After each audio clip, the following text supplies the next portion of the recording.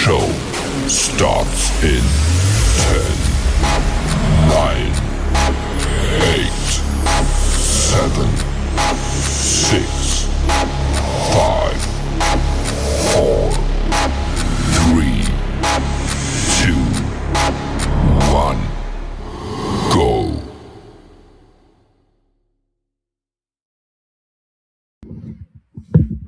Hey everybody, and welcome back to the Crypto Night Show. Your host Superman in the house. Took a day off yesterday. Wasn't feeling too good. Plus it was Good Friday down here, down under. But back today, and we're going to talk about a lot of different charts today. I thought we'd have a nice review of a lot of projects. I hope you guys enjoy it.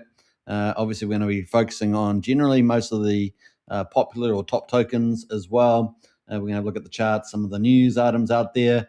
A few of those, we're going to look obviously at many that are in the video description, which I forgot what it was, but we're going to get into all that. But let me go to X and pin the show to the top. Now, if you're watching on X, don't forget to hit the repost button.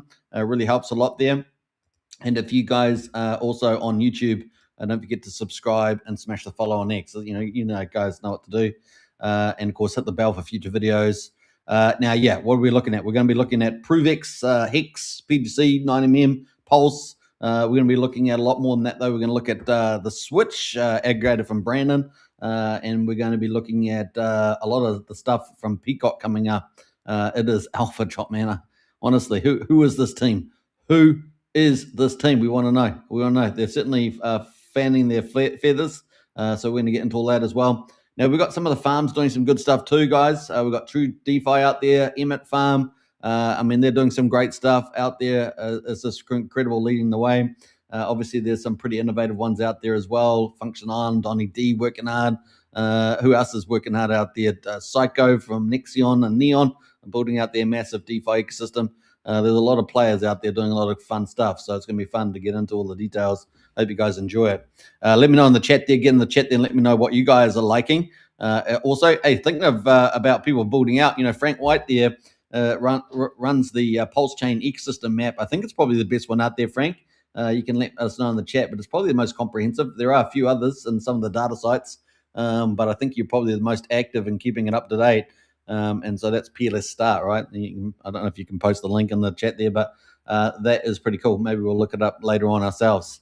Welcome to the show.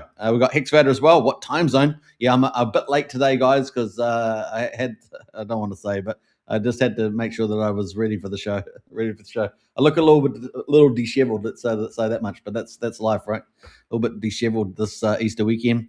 What else did we? Hexvader and House that. Hey, gang, good to see you, Hexvader. Hope you are doing well. Yeah, for sure. I don't know where that came from, but it's a bit crazy today. How's the weather outside? The weather outside's quite nice, quite warm out there, and it's kind of cool here in the studio. We've got a studio set up. I don't know if I told you that, guys. We're now in a studio setup, but I haven't really showed that off yet. So it's coming. All right, let's get into it. What else we got? Monster Thread coming up next Monday. So in a few days' time, it's Saturday here now. So on Monday, we've got the Monster Thread number 48 is coming out. Pulsechain's number one newsletter there. It is a professional publication, and it is 48 weeks in the making. We're not far away from 1 year, guys. 1 year, can you believe it, celebrating the Monster Thread? I know MVS Crypto out there is very excited about it, and we've got reaching new milestones with it all the time. And we're in a bear market, guys. We're in a bear market. Imagine what a bull market's going to look like. It really is fantastic. And, of course, we honor and tribute Richard Hart in that every single week, right? He's the lead story. He's the founder of the chain, and he is out for glory. So we're excited about that in the future too. All right, let's get into it. As you guys know, the number one influencer covering Pulsechain virtually every single day. It used to be solidly every day, but I have been taking a few more days here and there for different reasons. But essentially, we're streaming every day, and sometimes we do 2 or 3 shows a day as well because we love Pulsechain and crypto and everything else. Why not? All right, without that, let's get into it. Let's get into the show. Let's kick it off with the crypto majors, but we're going to be dealing mostly with Pulsechain today. We've got a few highlights to point out over the weekend. And let's do that now. So let's get into the crypto markets, and we can see here on CoinGecko that we got the market cap, and I'm going to refresh this because it often gets stuck. We got the the coin market cap here on CoinGecko is at 2.38 trillion, up 0.5%. So we've got a little green day. We'll take that. We've got Bitcoin at the moment is at $66,830, up 0.7%, up 1.2% for the week. Ethereum at number 2, up 0.2% at $2,049. You know, the battle for Ethereum over 2,000 has been pretty good, right? I think it's been pretty good. Just shows you, I think, some of the impacts of the digital asset treasuries, particularly Bitmine immersion, probably playing a big role in helping the price stay up with the increased purchases every week, certainly contributing. XRP up 0.7%, $1.31 right now. We've got BNB up 1% at $588. We've got USDC, let's pass that. We've got Solana there up 1.4% at $80.18. Number 7, Tron at number 8 is up 0.2% at 31.5 cents. We got Doge there at number 10 at 1.1% at 9.1 cents. So those are the main plays. And as I often say, you know, the main themes we're looking forward to the bull market ahead is, tokenization, obviously, kingpin there, stable coins, and of course, we're also looking at AI to AI payments and also creative payments. So there's some of the mega things we're expecting moving ahead. Another one, of course, which is something that LibertySwap is doing, is the privacy solutions, right? That's a big mega theme for this bull market. So I don't know if they're the big 5, but I think they're pretty close to the big 5 that we're expecting out there. If there's any others, let me know in the chat that you think of that are mega themes for the adding value to the blockchain. All right, so top performer in the last 24 hours has been, drumroll, is Solana up 1.4%. And I do have a drumroll sound effect, actually. I don't hardly use it, right? Well, let's see if it works. Let's go. There we go. It's ticking away. We can do it. All right. So the best performer in the last week is Tron up 1.7%. Actually, no, I'm corrected. Ethereum is actually the best performer last week, up 3.1%. You know, and Bitcoin and Ethereum really being held up there with the digital asset treasuries as well. They're definitely supportive, and the ETFs, generally speaking. So good stuff there. Top performers in the top 100, I should say. We've got Allegrand at up 50% for the week, 9.4% today, guys. Allegrand. Mincore number 2 up 26%, 7.5% today.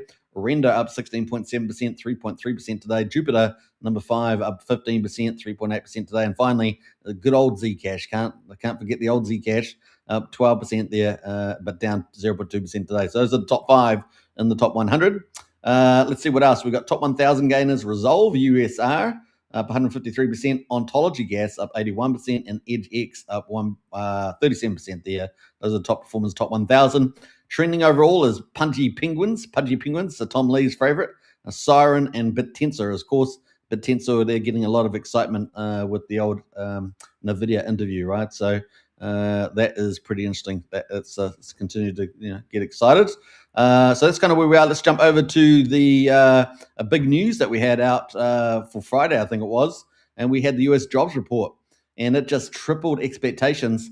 And of course, you guys know I've been fairly bullish about Trump's economic policy. It's really the kingpin, and even Biden benefited from Trump in 45, right? So whenever there's a little setback or a little confusion, the enemies come out with the knives. Have you noticed that? They come out constantly, and they're feeding the news with this nonsense. You know, they always want Trump to lose, and if Trump loses, that means the West loses, right? Because we know what the liberals and progressives do to the West. They're destroying the West, handing it over to demagogues and everything else. So Trump's success is really common sense success, if you think about it. So one of the big things that Trump's doing that the Democrats and people like that don't do, they don't do supply side economics. In fact, they've had a war against supply side economics with the old net zero, right? So they not only do they get more power and control dramatically, but they also help destroy economies in the West. So Trump is doing the opposite of that. He has great supply side economists, and they are expanding supply, right? The US jobs report just tripled expectations, adding 178,000 jobs when only 59,000 were expected in March. So here it comes. It's pretty cool, and I've been backing this, right? It seemed inevitable that Trump was going to get some good reports in manufacturing. And what are we seeing in the manufacturing index? I don't have that up at the moment, but I think we're seeing the last 3 months start to be expansionary over 50 on the index, right? So I think it's been 52, 53, and we're expecting that to rally up. And of course, we know from the past that correlates very well with Bitcoin. And so we're looking for crypto to run too. And by July, we'll have a new chair of the Fed, and therefore we'll get probably dovish expansionary monetary policy with lower interest rates and probably some more money printing. We'll see how that goes vis-a-vis particularly the Iranian war as well. Some people have that, but we'll see what happens in that front. But that is kind of cool. Everything is kind of heading in the right direction. CNBC says this is a big number. And of course, the experts or the so-called experts are in shambles. And we're talking about a lot of the liberal progressive commentators, and they are always wrong, right? Remember, before Trump was in power, they were always talking about managed decline and China's going to beat America and take over the world. And we love it. We love it. We support that. You know, they're all crazy nut jobs. And we had enough of that for decades. We had that through the 2000s, through the 2010s into now. So we're really getting a good chance of recovering. Even in the 1990s, we had a bit of that. Although back in the 1990s, it was all about Japan, right? Remember that? The Nissan way. Do you guys remember that? Nissan way. And of course, then Japan, of course, had its own problems. So it looks like China is kind of in that zone now. They keep reporting, 3-4% growth, but really it's probably zero or negative. And so they could be even in a deflationary cycle. And they're obviously having a lot of leadership problems as well. And of course, here we are. So that was great news, guys. Fantastic news around that. And so we'll see how that impacts the markets going forward. Now, obviously, we've got the Iranian conflict going on. The Strait of Hormuz is really the kingpin there. And that's actually quite a complex issue. Obviously, surrounding that little 21-mile narrowest part of the Strait of Hormuz is only about 2 to 4 kilometers, so 2 to 4 miles, I should say, of actual shipping channel. And of course, surrounding all that coastline in Iran is all those mountain ranges, right? So, America could take it, but it would be, quite a bit of operations there. They'd still have the issue of the random drones and things. You only need a couple of drones to start pegging the ships. So it is a pretty complex environment, despite the impressive power of the United States. And so that's going to be interesting to see that. Now, what they can do is almost a scorched earth policy, which is kind of what Trump has been indicating, and that is around taking out all the infrastructure and divide and conquering. You can help start to divide and conquer the regime. It's already showing signs of weakening, but that's where Trump's been threatening, right? So if you want to go next level, Trump's saying, I'll go next level, and that's kind of what he's doing over the next couple of weeks, right? Is I can take out this bridge and separate you out into those regions and start breaking down communications, because we can block your communications, do lots of different stuff, and they can try and do a divide and conquer strategy, which is probably pretty much what the Trump administration is going to do there, and of course try to get more reasonable regime people to take over and get regime change, right? That's sort of the efficient play, and that's probably where they're heading, as opposed to trying to take the Strait of Hormuz completely. And of course, they can go after all the money, oil and gas and stuff, and pretty much, as Trump said, bomb them into the Stone Age. Now, we did see overnight a couple of, I think, a plane and a helicopter was shot down or had issues, and of course, there's one pilot got rescued, one pilot is still stuck there. So we're going to keep following that as well. That adds a little bit of drama as well to the play.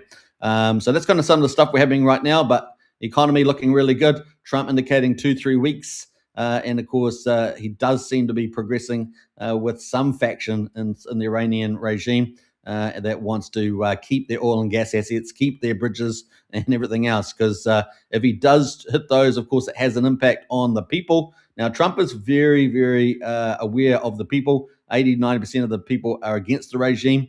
And so the regime is fighting a battle on two fronts.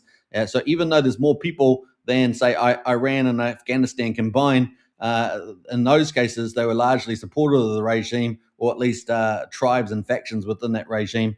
Whereas here, you've got the Iranian regime is actually facing the people, so it's fighting a battle on two fronts. So you can see there's a lot of problems the IRGC has that maybe you didn't have in Afghanistan or Iraq, right? So that's a very important aspects there. Now, obviously, there's borderlines with other countries, all sorts of politics going on there as well. We've already seen some conflict in Iraq, and the CNN media person get kidnapped there. So there's a lot of this stuff happening. We're going to watch that over the next week or two and see whether Trump can make a deal without bombing them all back to the Stone Age, because obviously he's got to balance out the people's resistance movement, and they'll be working all these chess pieces all at the same time. So we've got to just wait and see how it all lands in the next couple of weeks. Obviously, the military side of things is going very well. And of course, now they're basically on a hunt and destroy. They're after these rocket tunnels, right? These rocket cities. But the problem that the IRGC has is they have lots of traders in there, because they're either working for Mossad or they're working for the resistance movements inside Iran that will say, hey, look, here's another rocket tunnel over here. You can come and blow this up too. So they've got a little bit of that going on. So we're watching that over the next 2 or 3 weeks.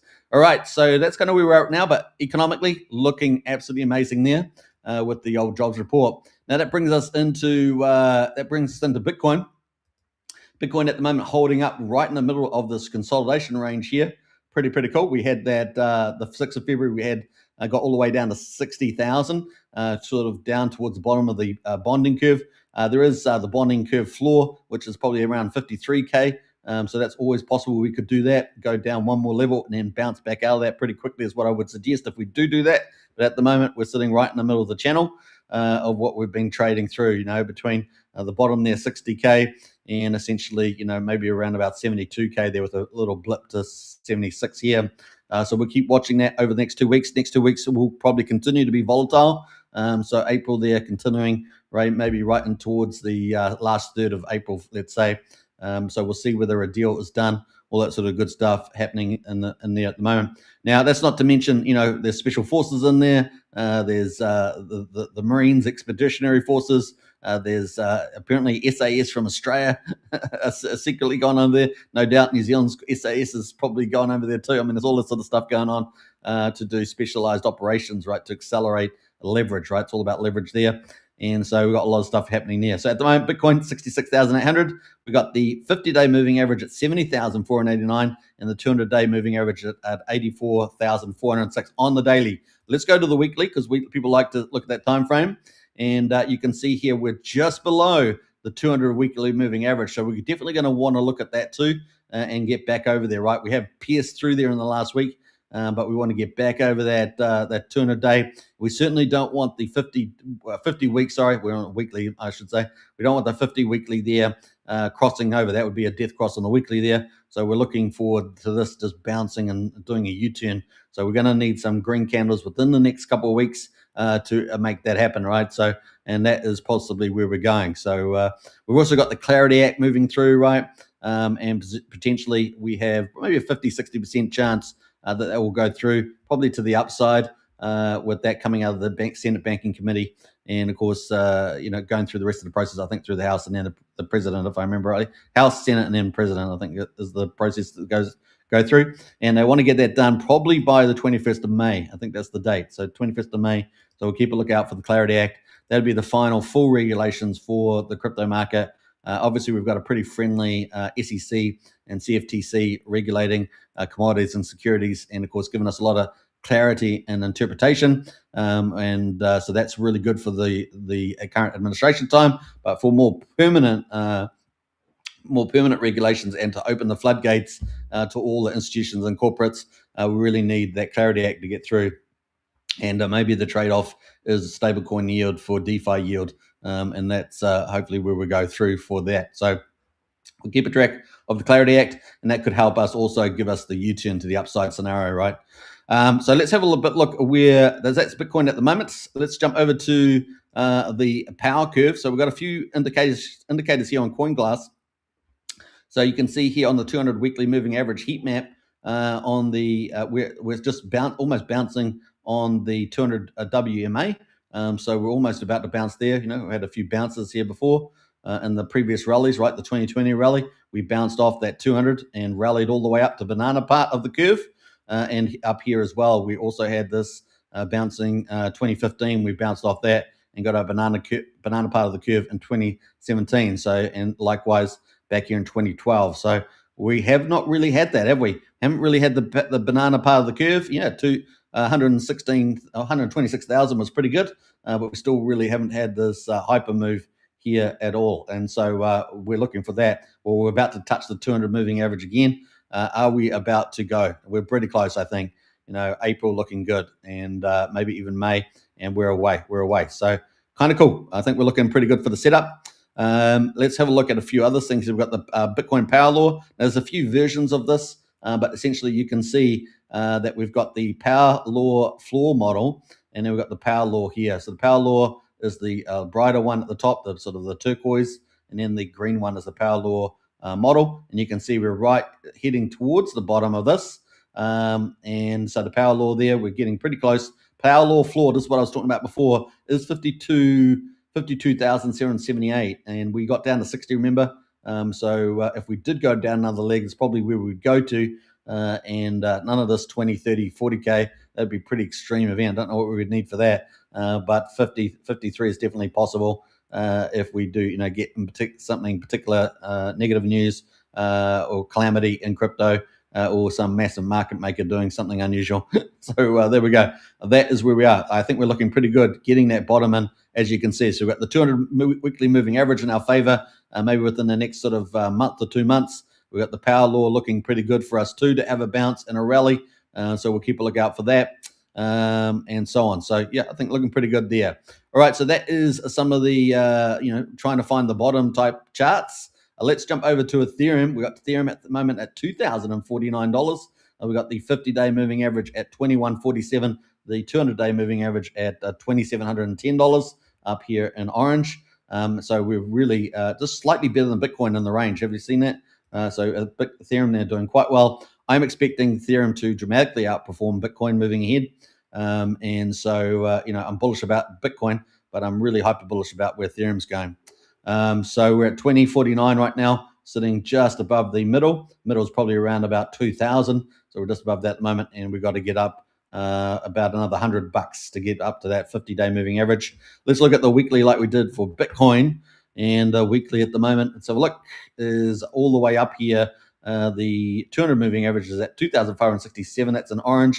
50 is at 2,844 up here on the weekly. We certainly don't want these really cross, because death crosses not much fun, and we want to try and get up here as quick as possible. So maybe in a week or two we could see some big power moves. Also, maybe Bitmine Immersion does a bigger buy. So we've seen Bitmine Immersion obviously buying, increasing from 45, 55, 65, and then last week 75,000 ETH. We know where they've bought at least another 45.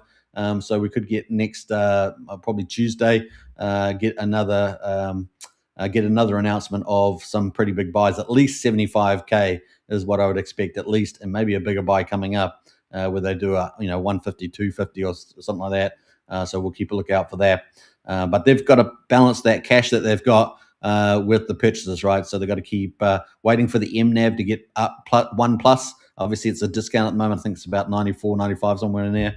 So they want to get to over 1-to-1. Then they can go at the market, raise more money, and then buy more, raise more, and then build their cash up and keep that cash going. So if you're wondering why they're not just trying to buy all at the price of Ethereum right now, when they were buying up at 3,700, 4,200, etc., is because they've just got to balance that ATM to cash position as they move forward. But I think they're very much on track for this year, getting that 5 million target quite comfortably. And then we may see maybe Bitmine Immersion, Tom Lee decide to go to 10%. I know 12% kind of was the maximum that Tom Lee expected for the network effect. But 5% definitely looks like on the cards this year. But you know what it's like.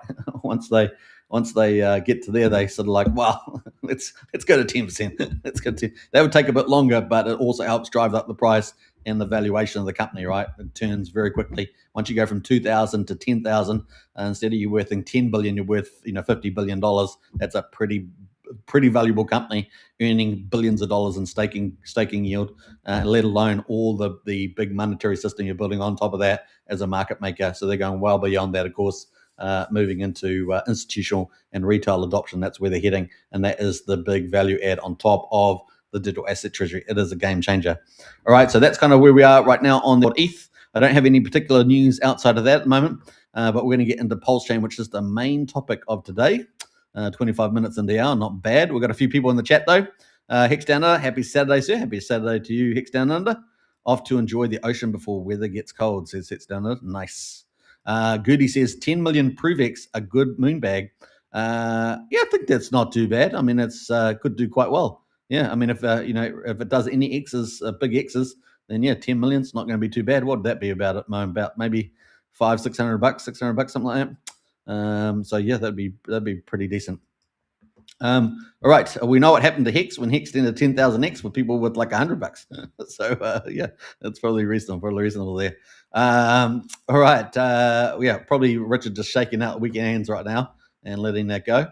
All right, so let's jump into Pulsechain, shall we? We've got a lot to talk about in Pulsechain, and I would really love your comments and your feedback about Pulsechain. Any projects in particular? No, keep away from any scammy ones, of course. But anything that's decent, half decent, get in the chat there. We might look at that as well. This will be a bit of a free for all live show today, which is a lot of fun. Not endorsing, nothing's financial advice. Not endorsing anything, of course. Frank White says happy Easter or almost Easter, says Frank. Yeah. All right, so Good Friday in the United States today, right? It is Saturday down under, but Good Friday in the United States and in the northern hemisphere, I guess in the middle too. All right, so what else at the moment? We got day 1059. Let's do a refresh of this to make sure we've got the latest and greatest. We're going to have a real fun deep dive, I think, into the Pulsechain projects. And we got Frank White says we got new stuff on PLS Start. Yeah, we'll try and bring that up. I think I've got that by default, so hopefully we'll bring it up. Let me do it now so that we'll make sure that we don't forget. PLS Start, I think. PLS Start. Yeah, there we go. PLS Start. So we'll bring that up and we'll have a look at that later on. All right, so day 1058. We've got Pulse at the moment at 1, 2, 3, 4, 5 zeros.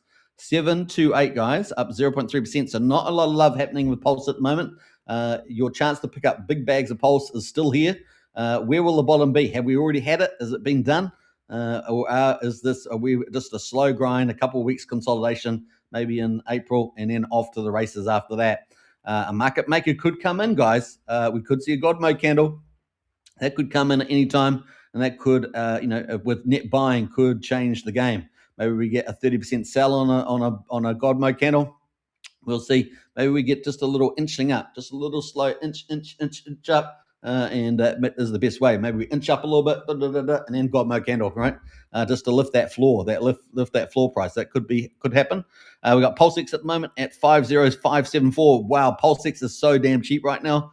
It is down 0.85%, so just under 1%.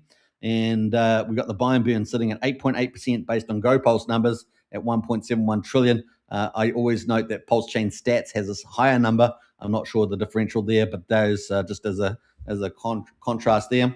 Ink token at the moment is at 32, let's say just 33 cents, down 1.37% today. So it's the biggest loser today.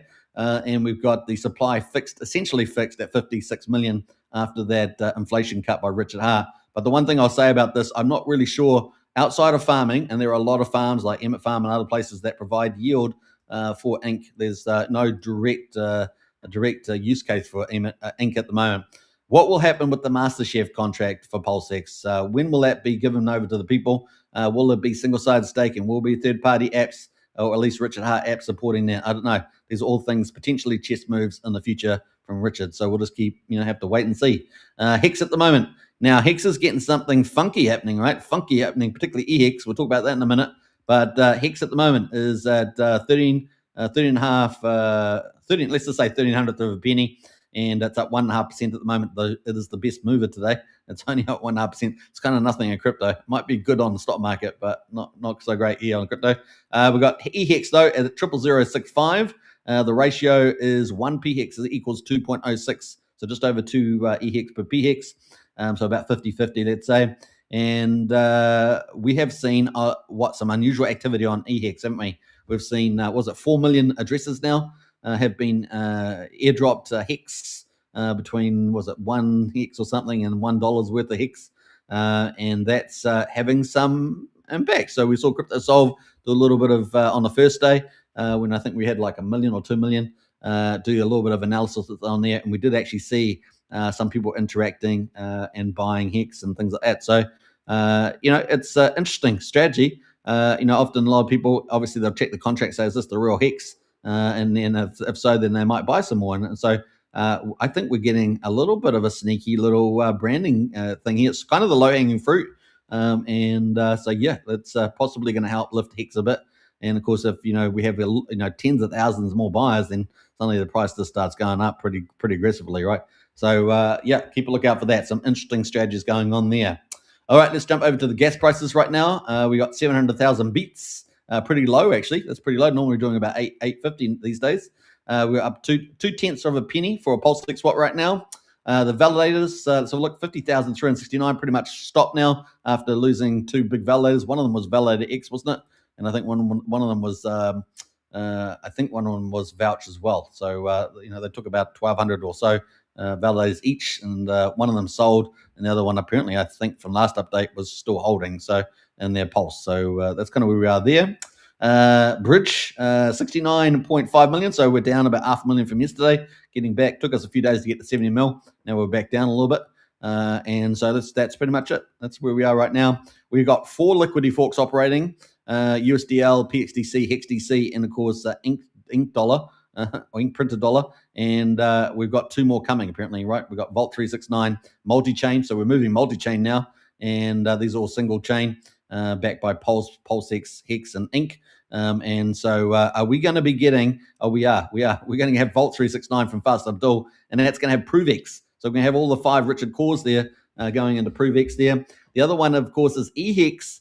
We've got Hexflex coming from Dipcatcher, right? He's been holding off because of market conditions, and that's probably why a lot of the projects that we've talked about in the past that haven't launched are just waiting for the sentiment to turn, since Pulsechain's been in this mega downtrend, finding the all-time low. Where is the all-time low? Have we done it? Is it here? Are we about to take off in April, May? People are looking for that sentiment change. So that's kind of where we are right now. We've also got potentially Coinwell coming up in the future. It's a little bit in the gray right now, but we're going to keep a lookout for that as well. You guys know I like to be always a cup half full, and see where we go there. Always wishing people to succeed rather than fail, right? That's the thing. You've got to be in that club, right? Wishing people to succeed rather than fail. So we're looking forward to that. And it all adds value to the old Pulsechain. Now, hold on. Why have I talked about stablecoins today? Well, not only about those 2 new projects potentially coming, multi-chain, liquidity forks, and of course PRVX, also the fifth element, as it were, of Richard Hart cores, but also we've got potentially another stablecoin that could be, or at least some, maybe not a stablecoin new, but maybe a stablecoin. How am I going to say this? Well, we'll get to it in a minute. We'll get to it later on, but stay tuned for that. And I don't know, we're probably the first one to drop the alpha on this. You guys can decide whether it's alpha, but I think it is pretty exciting. In fact, may eclipse everything else we've been talking about. So we'll come up to that soon.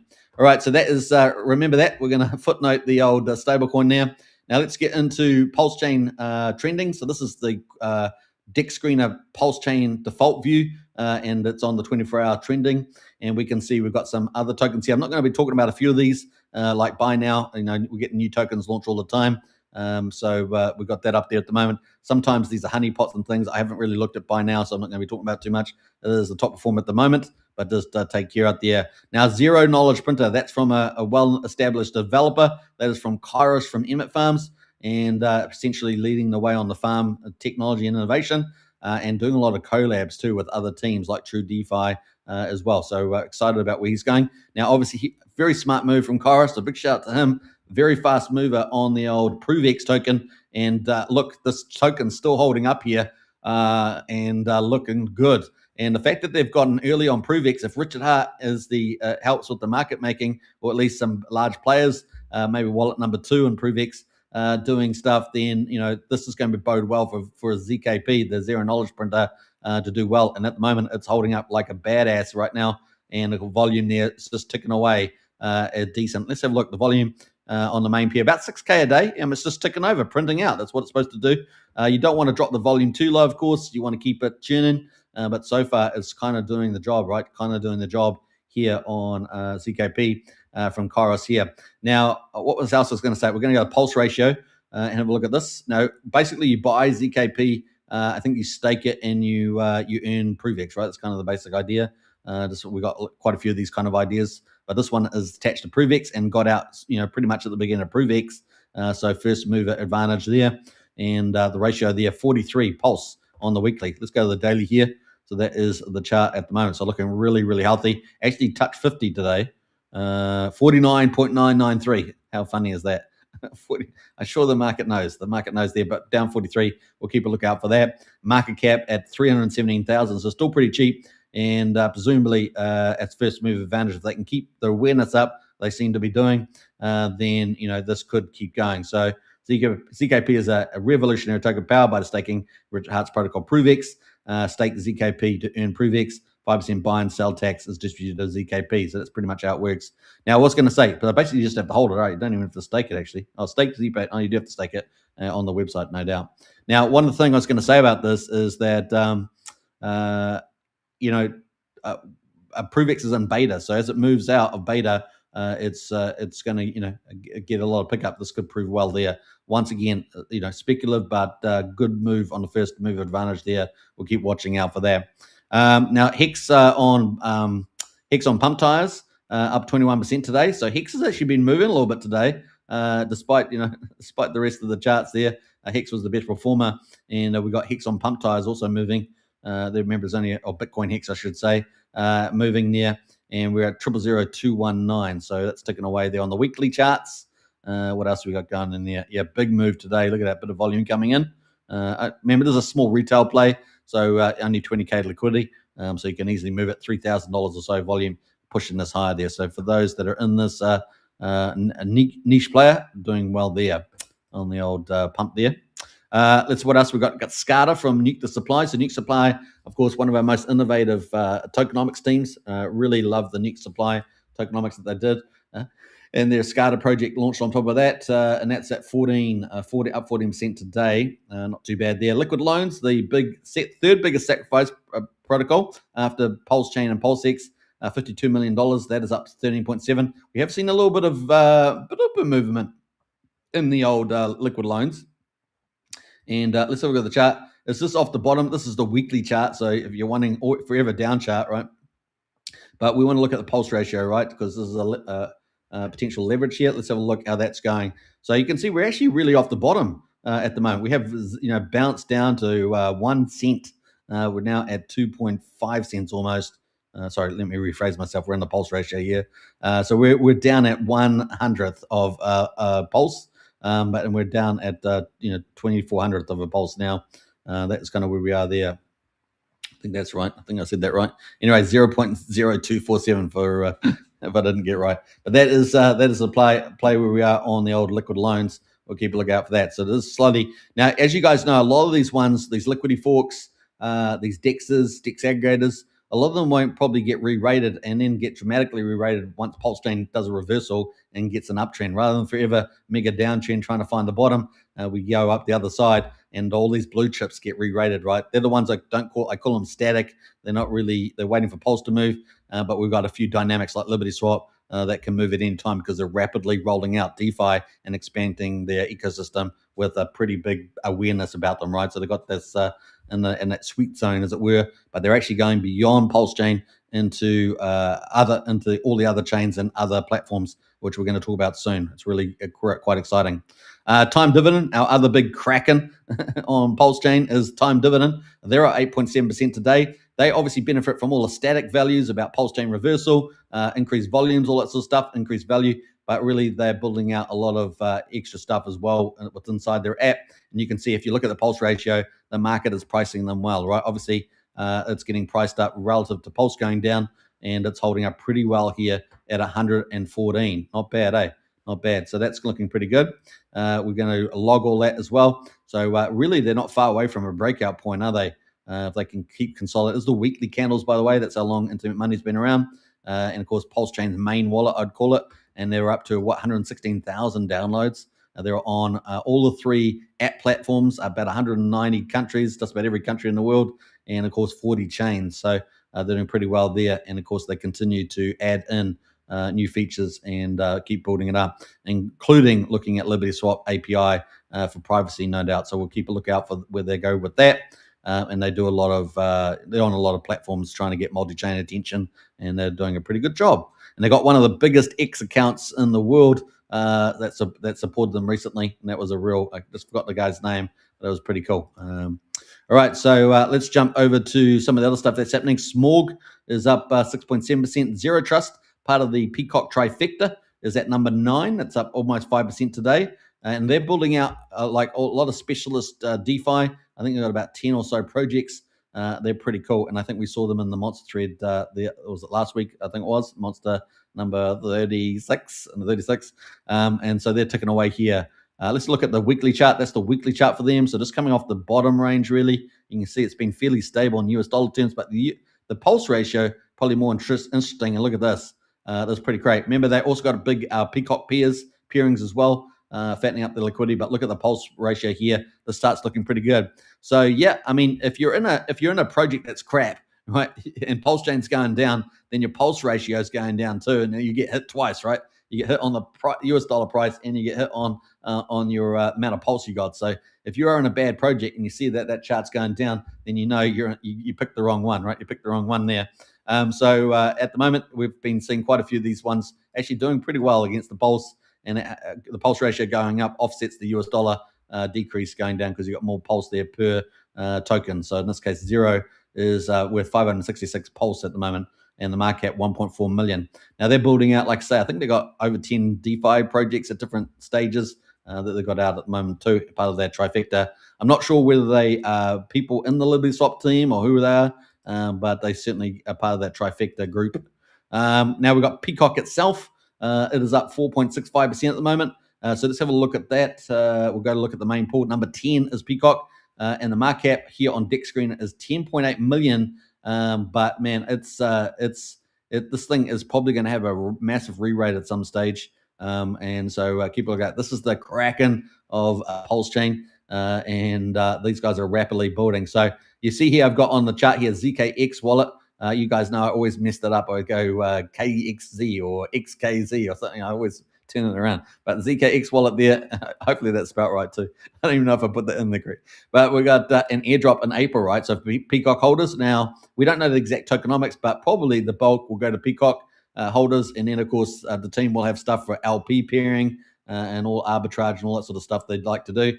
And they are capital efficient. They're very good at liquidity management, and that's stuff that sits behind the scenes that people don't talk about much, but they actually get pretty high yield off a lot of that stuff. So they're pretty clever there. So you can see here we're on the weekly candles. We obviously broke down through this little triangle here, but it looks like we may have bottomed out there at 1.1 cents. And of course, we got a lot of resistance around 2 cents. Look at that, heaps for weeks and weeks and weeks. But we ended up bouncing here at 1.1. Currently just below 1.3 cents right now. And it looks like the market wants to push high here. We got a lot of big news coming out for LibertySwap. So it's going to be pretty exciting to see that. So keep a lookout for that. So should we talk about it a little bit? Let's do it now, shall we? So let's go to some of the, we got zero knowledge printer there. I don't know how I got to that, but let's go into some highlights here. So we got a little bit of a summary here with some of the Peacock. Now I will go into their posts as well, but I've got a little summary here. So some key highlights from recent posts. These are between April the 2nd and 3rd. So yeah, pretty exciting where this is heading. We got Big S. So they put this big teaser out about Big S there. Now, obviously people say, you mean sacrifice? Sacrifice. But no, Big S here. Who wants to sacrifice at the bottom of the market? Well, apparently a lot of people did for PRVX. But we got, and then the market went down even further, right? It was a catalyst for that, I guess. Big S product stablecoin protocol upgrade. This is what's suggested here, teased as this product is ready to deploy. And we are expecting it this weekend, guys. We're expecting it this weekend. So the market's probably a little bit behind where this might be heading. But, typically you might have this launch maybe within in the week. You might have a re-rate on the card. So, we can see that Peacock price at the moment. What's going to happen in the next few weeks? These guys are about to roll out a number of very alpha products as well. So these guys are not slowing down. So we got with a visual of Tether. Obviously I talked to you about the liquidity forks and the stable coins earlier. What is going on here? So a visual of Tether coins flooding like a dam into Pulsechain, implying massive liquidity, or a Tether competitor. What is happening now? Now, we've also known in previous posts that they were teasing about a stable yield. I think it was at least a token yield. This is where we were talking about we wanted them to go, was into some of these things. So we're now in the next phase of LibertySwap with yield products coming. And I suggest we're going to probably get a couple of them is where I think we're heading with this. So keep a lookout for that. So a dam on the Pulsechain implying massive liquidity, or a Tether competitor. The account called it the Big S product and joked about someone taking over Tether's business, not them directly. On April the 3rd, they posted almost there, hopefully today. So we're pretty much this is where we are right now, right? And plus a protocol upgrade time. And I'm excited to earn some money and take care of the flock, referencing the old peacock, the official token, of course, for LibertySwap. Follow-up replies from the team, 2 more weeks at most, and hype like so big, so huge, so giant. Plus Trump, it's going to be huge meme. It looks like a short delay from the weekend's target, but still positioned as very soon. So they are working overtime to get this big alpha product. This is, and we've got the wallet coming too, right? The wallet's coming as well. It's pretty insane. These guys just keep rolling out top tier stuff, and it's multi-chain, right? Multi-chain influence. So pretty awesome here. Wallet updates explicitly mentioned as happening this week alongside the big release. So I don't know, guys. I think that Peacock's probably sleeping right now, even with being one of the best performers, top 10 performers today. It could be explosive moving forward. People are going to probably get taken off guard if it's anything like a yield stable or something like that. So we'll keep a lookout for that. Now, broader context into April. We got the next week could be a big one with exciting updates. Second week of April, another major feature. The third week of April, exploring a yield product, safe and sustainable earning for users. And this is kind of what we're looking forward to at the moment.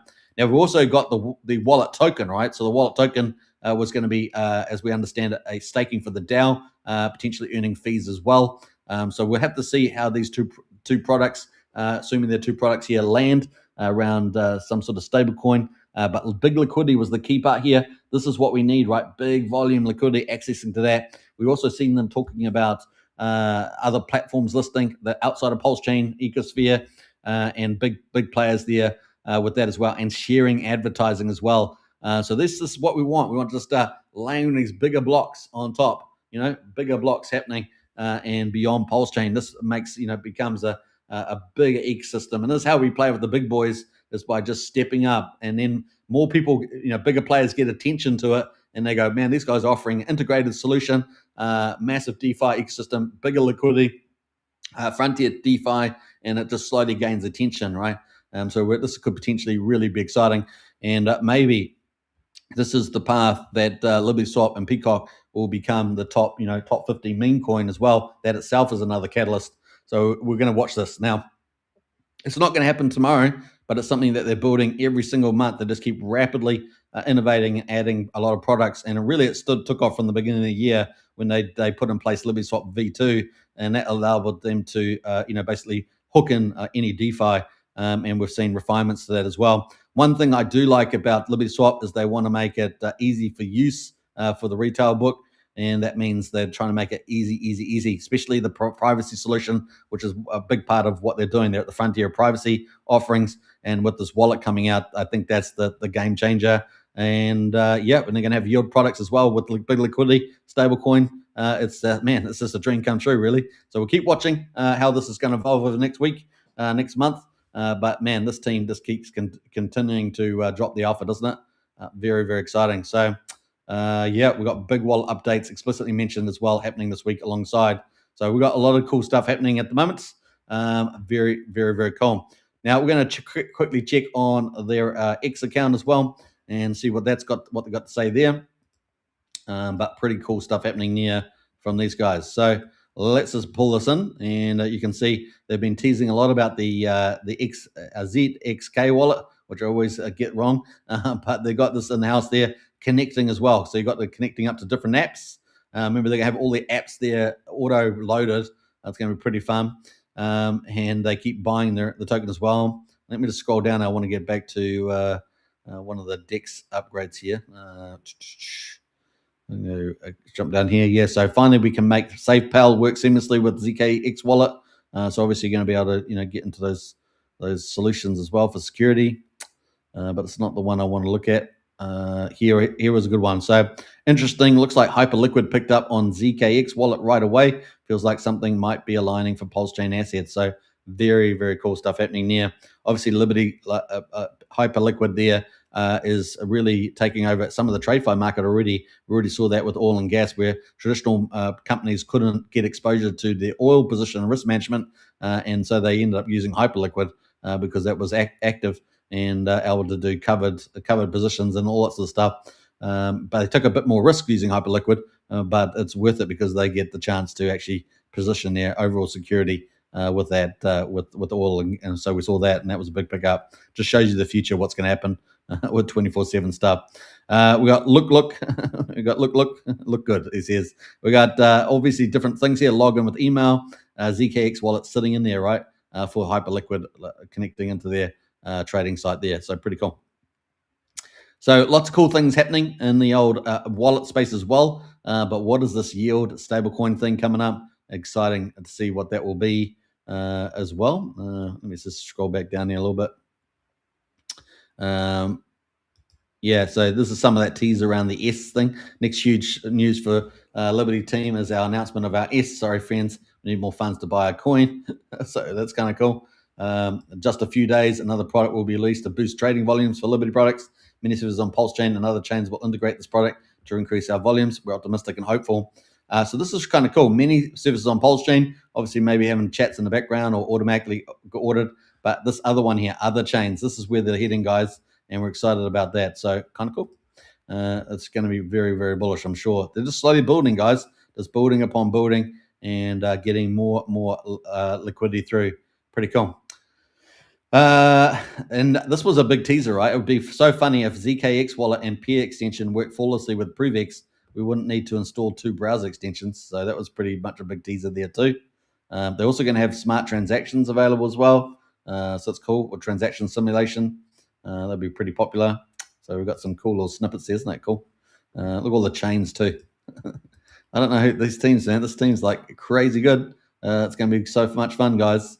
All right, so what else? We've got dress books working. So just showing a lot of different features there. Some of the apps or popular apps already loaded. Networks, categories, favorites, etc. Kind of cool. And it looks like they're going to be on some of those, right? Let's get on some of those, particularly around volume trading. So this is kind of cool stuff happening here. All right, so really cool. I was trying to find something else down here, but that's kind of, I think we might finish there. So, all right, so that's some of the cool stuff happening there with the old LibertySwap. Peacock there at the moment sitting just below 1.3 cents. The ratio, though, is starting to climb a little bit. It's been up and down, but yeah, it's got up to 1788, came back down to 1468 on a wick yesterday, back up today at 1763. And the all-time high over here is back on the 25th of February. It was about, a month or so ago. What dates are now? Just over a month, maybe 5 weeks. And that high ratio was 2031. So we're at 1762 now. We've gained back. We wiped out. We went down all the way to 1328. Pulsechain and PRVX, of course, pulling us down, but then back up again. So keep a lookout for that. Could be pretty stellar. 10.8 million market cap, still pretty cheap though. Super small. Let's go to coin market cap quickly as our last sort of run up here on Peacock. And this is the key, right? So we know they put all the documentation in for Peacock to get re-rated based on market cap and not 24-hour volume. So let's have a look at that, where they're ranked right now. They're currently ranked, let's see, where they're ranked. Where's the ranking on this? Peacock. Is this on the right view? I'm not sure if that's, we've got bullish there, but I don't have the ranking on this. Where's the chart? I'm not sure where the chart's gone on this. Peacock. Might be on the wrong view or something. Let me just refresh this one more time. Maybe on the wrong view here. Yeah, normally it's the chart here. I'm not sure why I've got the news page. I'm not sure why we haven't got the chart picture here at the moment. Let me just type in Peacock again. We'll start again here. Maybe I'm missing something there. Peacock. Is that the one I'm after? No. That one. Let's try that. See if that brings up the right things. That's coming up with the brief there. I'm not sure what's going on here. I was hoping to get the ranking here, but the rank's normally around 4,300, so we're probably still around that zone. I'll see what I fix up next time. So I don't know what's going on there. All right, so that is LibertySwap. Let's jump it back out into the rest of the markets and see where that's going. So that was number 10, 9 and 10 now on the old LibertySwap. We've got Top Hat at the moment from Crypto Coffee. That's up 4.7% at the moment. That's also got a big Peacock pool as well. So, a lot of the Peacock ones being probably dragged up there a little bit. We've got ALGO Hex derivative up 4.6%. UFO from PTGC up 4% as well. PTGC DAI pair, often the leading pair there, up 4%. And then we've got Hex starting to move a little bit too, 18, 19 up 4%. So Hex getting a bit of a rise there. Hex, obviously, relatively super cheap, could do some pretty magical stuff, right? Could do some magical stuff indeed. So we'll keep a lookout for that. Once it does move, market makers come in. It's a way, right? And people, they'll cry later, say, man, I could have picked up so much Hex back then. It's all like that. But where's the bottom? Have we had the bottom in? That's the question. And we're going to go back, have a look at the pulse chart later on. Pump tires, we got that at the moment, 3.4%. And a lot of Hex pairs here, 24 to 28, or Hex, or 29, or Hex pairs there. Then we get into some of the PRVX pools. We've got Remember from OG WebChef up over just under 2.5%. And then we got the PRVX pools here. So we're going to zoom in on that quickly. Let's find the big pair. This is the USDC one down at number 37. That's up almost 2% at the moment. So is the bottom in for the old PRVX here? Where are we? So we're on the 4-hourly chart. We're just coming off the bottom on the 4-hourly chart, getting some good momentum. And we haven't really had a big lift in volume. So that's still a bit of work to be done there. Want to see some volume come in. But that's still not too bad. On the daily, we've got obviously our RSI print now, so it's still printing at around about around 49, I guess, just under 50. And look, we're getting a consolidation in here, aren't we? Looks like it's had its sell off here, had its big pump, euphoria, having sell it. Market maker came in, Richard Hart's post on that on X. Now we're getting a bit of consolidation here. Obviously the PRVX is trying to find a level that people are happy with, and they can move higher from here. So we're getting pretty close, I think. We could see a breakout in the next day or two. We'll keep a lookout for that. RSI doesn't really tell us much, but the 4-hourly there suggests that we can move higher. The only thing is we need a bit more volume. We're getting a little bit more volume today on the pair here. And remember, there's 4 main pairs and then all the third-party pools. So what's that? 3 million plus the liquidity by my mention, maybe 3.5 million. So that is ticking away. Actually, I wanted to go to the longer time frame. We can't do longer time frame. We can do daily. Let's go daily though. We've just started printing the moving average. Look at that. The 21 day just started printing. So the 21 day is all up at 8,000, let's say. I'm just rounding to up 8,000. So that's the 21 moving at the moment. So there's a bit of a gap between the 21. Obviously that would be hyper bullish getting back over that. And that is at 30% gain. So it could be a reasonable 30% gain there when it breaks away. Let's go to the market cap, because you guys know I was kind of saying that I thought the market cap relative to Pulsex and Pulse and Hex should be between 60 and 75, probably with a bias to the upside. And here we are, just skimming above it all the time. So pretty crazy. We've been around 67 or so back up here. So we'll see. Or 75. We've been around 75 a couple of times. So we're just skimming at the top there. So that's actually played out pretty well. That was a kind of what do you call it? Not an educated, but a substantiated guess. I don't know. That's kind of just based on a reasonable test. Let's call it that, a reasonable test. Come up with our own benchmarks. A reasonable test there that, it's still in beta. We still don't have mass use case. Pulsechain's massively used. Pulsex is massively used. But, this has still got to play out, the operational adoption, etc. And so we're going to see, we've already seen, obviously, the ZK printer. We obviously got LibertySwap looking like it's going to be an early adopter. And so, it needs to get that use case. Now, obviously, LibertySwap could be quite a big step in adoption and so forth. So we'll keep a lookout for that. But anyway, that's where we are right now. And I've just got to lift that up a little bit because it's a little bit below the line there. So we're just above my range. And we get this blue stuff here, this shaded area, is at least this part up to here. Let's call it up to this day on the 19th. This here is 4-hour chart, by the way.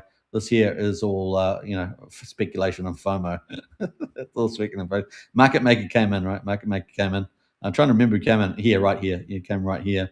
And that was when Richard Hart posted out. So that was on the 17th there at 10 o'clock at night or something, my time anyway.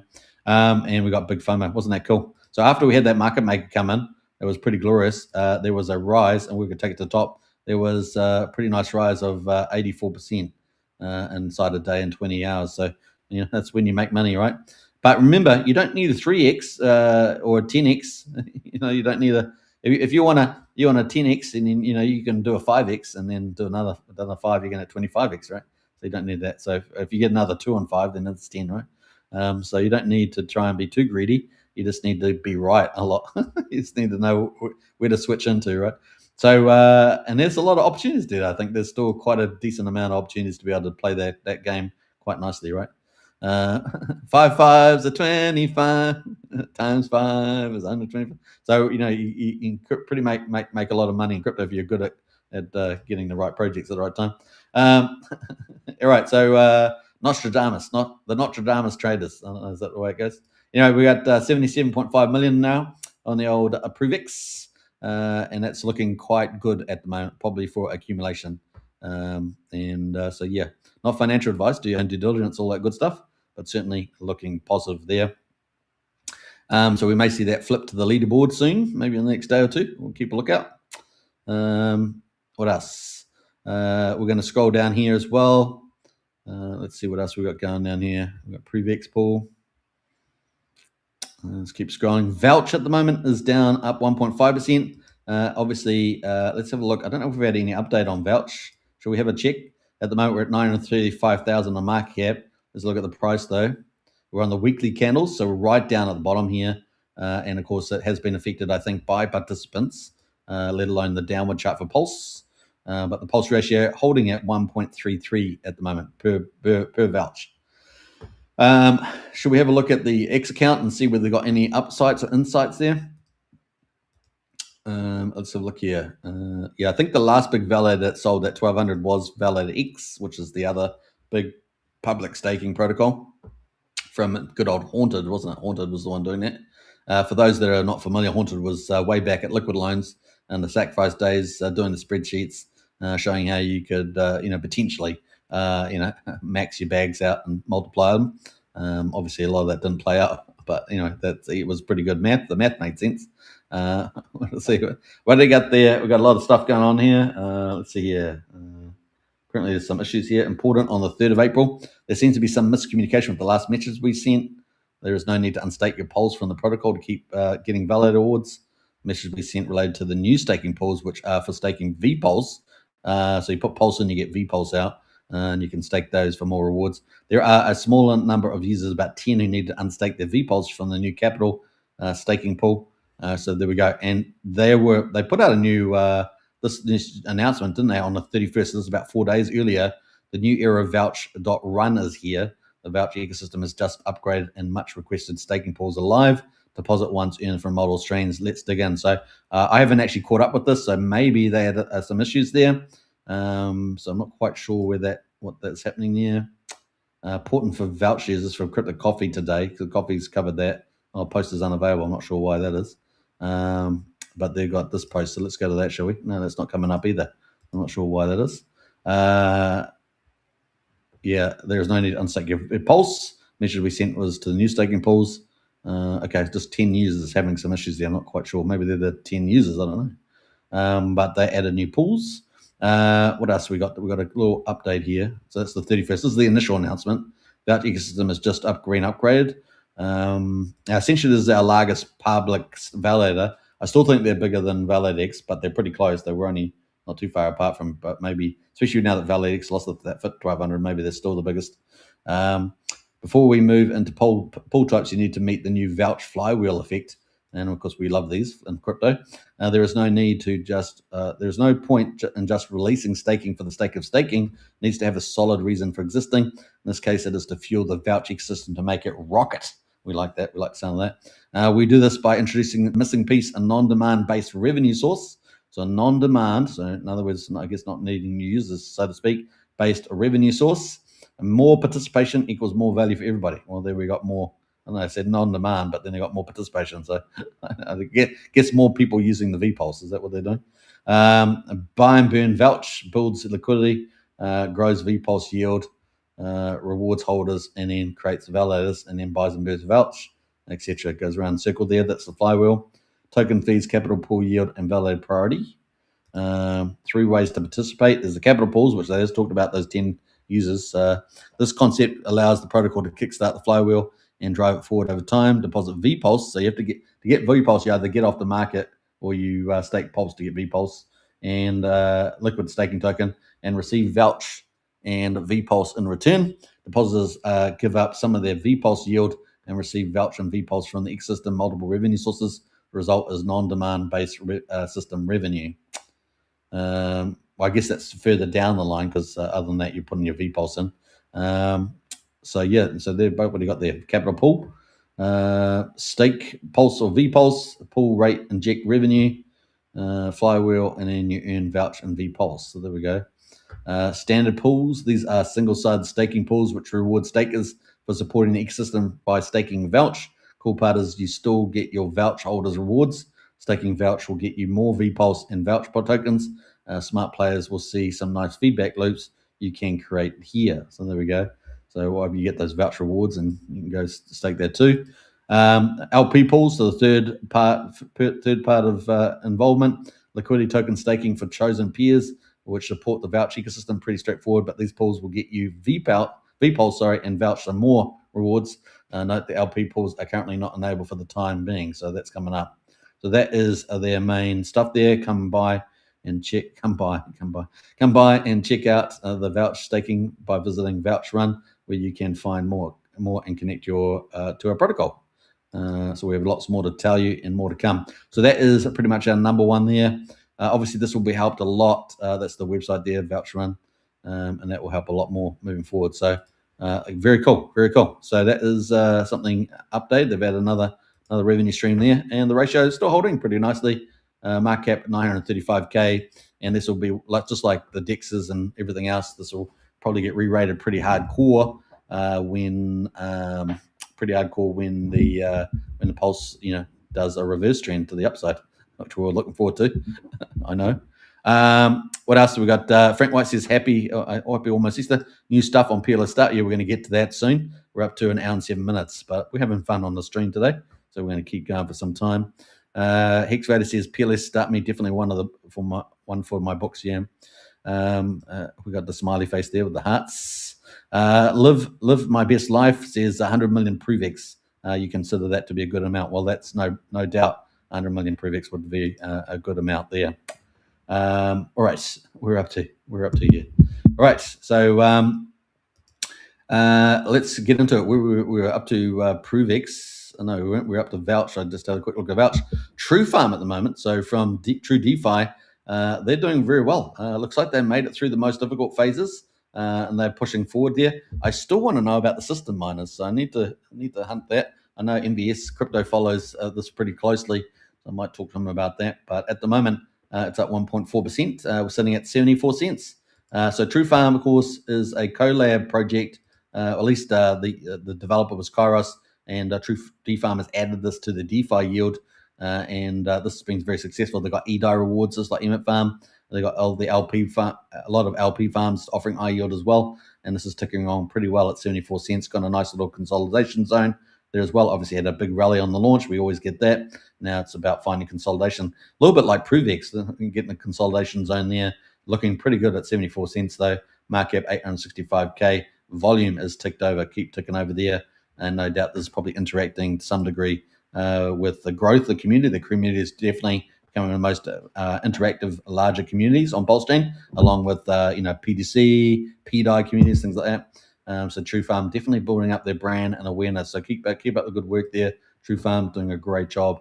And of course, this is pretty much the closest thing on Pulsechain we have to manage funds. And of course, they're more than that now because they're doing DeFi as well. So that's really exciting to see where that all goes to. Let's have a quick look at the farm on True Farms, and we'll quickly see what the yields are right now. So we're here on truefarms.io.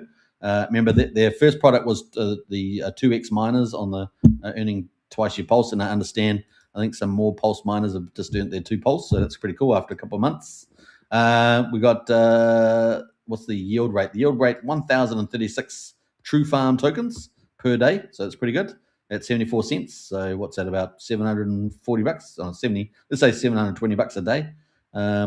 And True Farm itself is, if you stake True Farm, this pool here is different from all the rest, right? All the rest of the farm pools, but this one here is a single side staking, and there's $440,000 in there. Nice. And we got the yield, the APR is at 212% at the current price of True Farm. So it's pretty cool. And basically, you're getting about a third, just under a third of your principal back a day in yield, or 2.2% per week.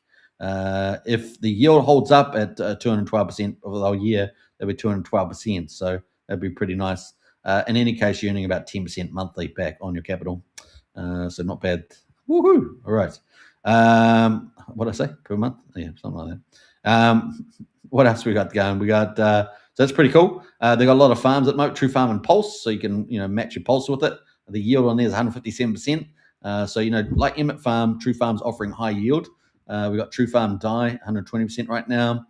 True Farm Pulsex, True Farm Inc., True Farm PRVX as well. Now, no doubt, True2X has probably got a pretty big position in the single side staking, just like on Emmett Farm. Emmett Farm, last time I knew it was about 26%. I know that Emmett Farm, they did a DeFi show. Maybe it's still on now, but it was just on before when I went live. They've been on for some time, so that was they were giving us some good updates there. So you can go check out their live show that they just did. We got Emmett as well. Emmett in there, 181%. So really nice yields supported here. Pulsex tokens, Pulsex.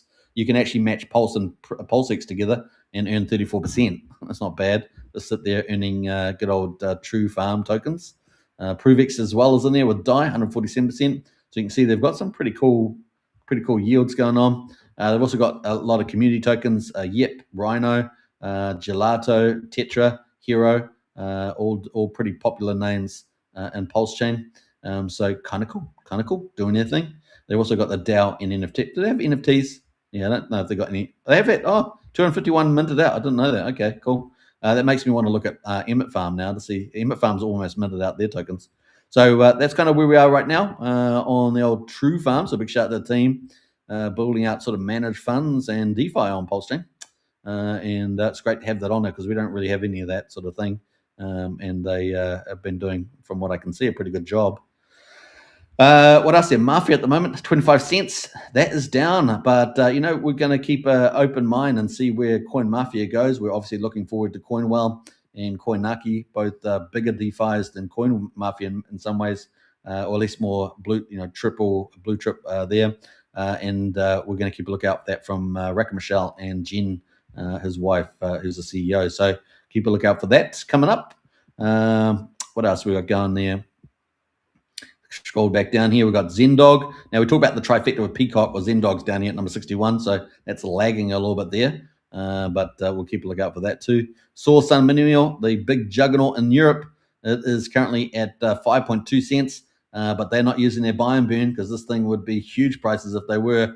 But let's have a look to see whether we got any buy and burn recently. I'm going to filter for, let's filter for 2,500. I think that might be the similar.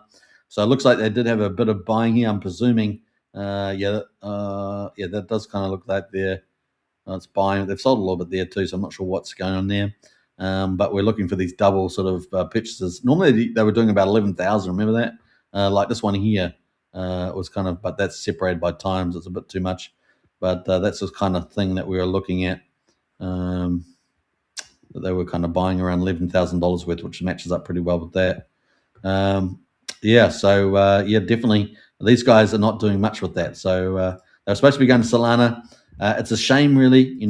We obviously they got probably 20 plus million. I'm guessing in their buy and burn, maybe more. I mean, it could be well more than that.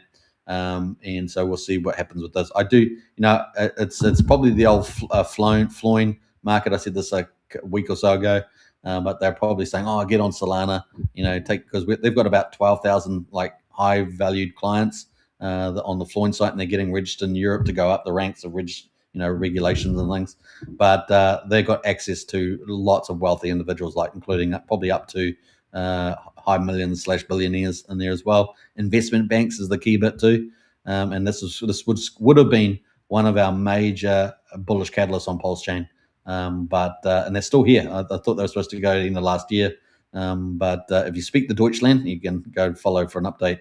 But we will try and get an update on this. At the moment, still here, picking away, 5.2 cents. Not much happening in the space there, so we'll keep a lookout.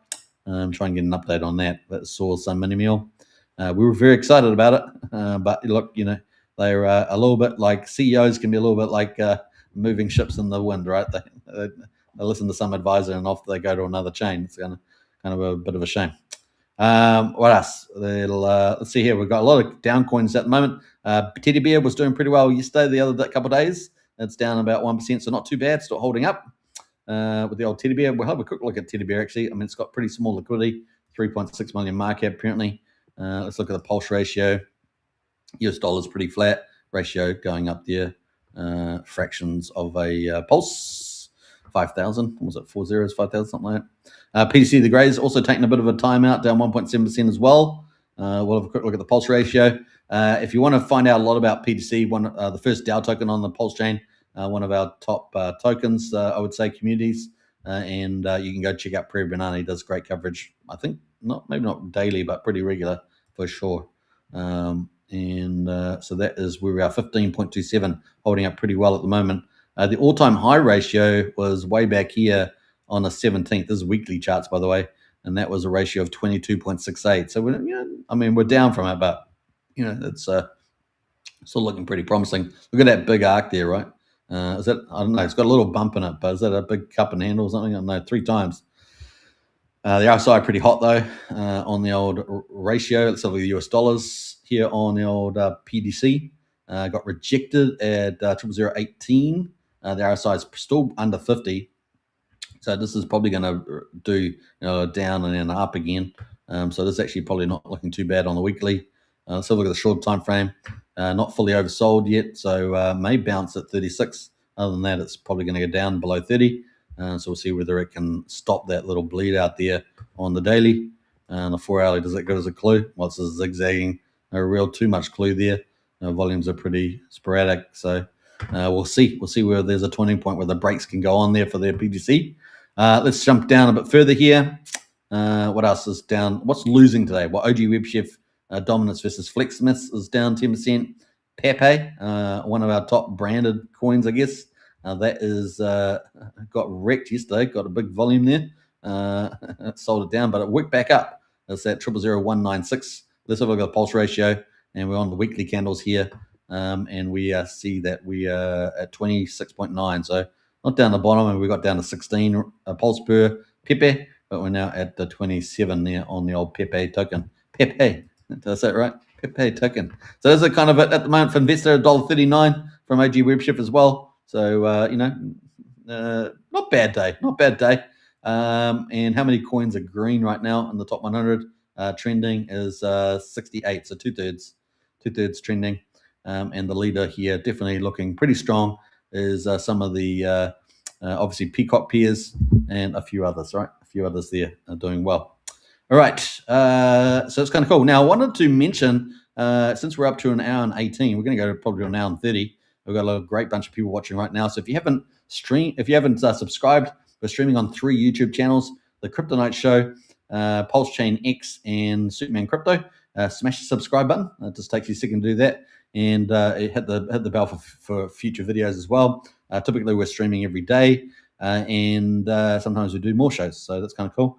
Now, what I wanted to say was, if you're on the X platform, smash the follow button. And if you guys want to join the strategy club, it's a high intel strategy club. You get all the latest news as I find it. You get it posted there on Bitcoin, Ethereum, some of the mega themes happening in crypto, Pulsechain, of course. Excuse me. And we'll be covering also SVM chains, Solana, and X1 chain. X1's from Jack Levin. This is kind of the second evolution of Solana. So we're covering that as well. And what you see, because we're in bear market conditions, often things will look like bear markets, right? And then suddenly they can re-rate really aggressively when we get into the bull market. You guys know the FOMO comes in. money comes in and it all just goes crazy, and you feel like you can never lose the money, right? So that's kind of the play. So we've got lots of cool things there at the moment. So we've got the QR code just below me that will join up to the Whoop store. It's a well-known platform, and that will, once you process through there, just over $1 a day to join up, and you will then end up in the Strategy Club on Discord. So pretty awesome. We've got over 1,000 members in Discord, so a really great place to be. And if you want general Discord membership, it's $12.50 a month, so really good value. And you get crypto helpline and everything else in there. It's pretty awesome. So, and we've got some of the best people out there, really great people. I mean, we've got really great people in there. So, kind of cool. Now, let's talk about Brandon. So, Brandon here, obviously another large influencer in Pulsechain, Titanx, and he has actually been running a developer team for quite a few years now. And so he's, a big player in the old community. And he has been building for a lot of teams. So he's got a developer team. They build projects for people. If they want to get a project done, they don't know how to do it. They want a professional done, and he does a very ethical service. So he's been, pretty amazing, really. And so he's got the Switch aggregator. It's been really stepping up. It's features rich, and of course, really has been a key player in the aggregator space. We got obviously Batias is a big aggregator. I still think they've got number one share. But look, these other protocols coming in are definitely providing a lot of competition. And so we've got Switch aggregator there coming in there as well. They recently hit, I think in the monster thread, was it last week, hit a milestone of 10,000 switches. So just think of switches as swaps, swaps, switches. And so pretty amazing stuff. Next target, I think, was 50,000 or 100,000. So they're really starting to build up their branding and marketing. So really been excited about what Switch has been doing. Also increasing their features, right, which is pretty awesome. And it's got the Matrix brand, which I love. I love that, right? So that's kind of cool. So let's have a quick look at some of the stuff there. We've got current. They recently introduced limit orders. We also talked about another platform which is also using the APIs for Switch. So other teams are using the Switch technology as well. And we saw Curve the other day launch limit orders. Well, you can do limit orders on Switch as well directly. So current limit orders stats on Switch are pretty awesome. Resistance is futile, says Brandon. And we can see the cool stuff there. Switch aggregator stats, real-time analytics for Switch router on Pulsechain. So we might have a look at that. We've got some total orders and active. So this is just starting. This is just warming up now with the limit orders. Now, limit orders, I did a post a couple of weeks ago on showing, I think it was the top 6 things you can do with or strategies you can do with limit orders. So you should definitely check that out. Maybe we'll pick it off later on. But basically, you can set, if you want to sell, you can set, prices that you want to sell it. If you want to buy, you can set prices you want to buy it and just put it in there, and it will just sit there, and your crypto stays in your wallet. But as soon as the price gets executed, it will try and execute that trade. And all things equal, hopefully it goes through. All right, hopefully it goes through nice and there. And you can pick up really good dips or prices, etc. So it's kind of cool.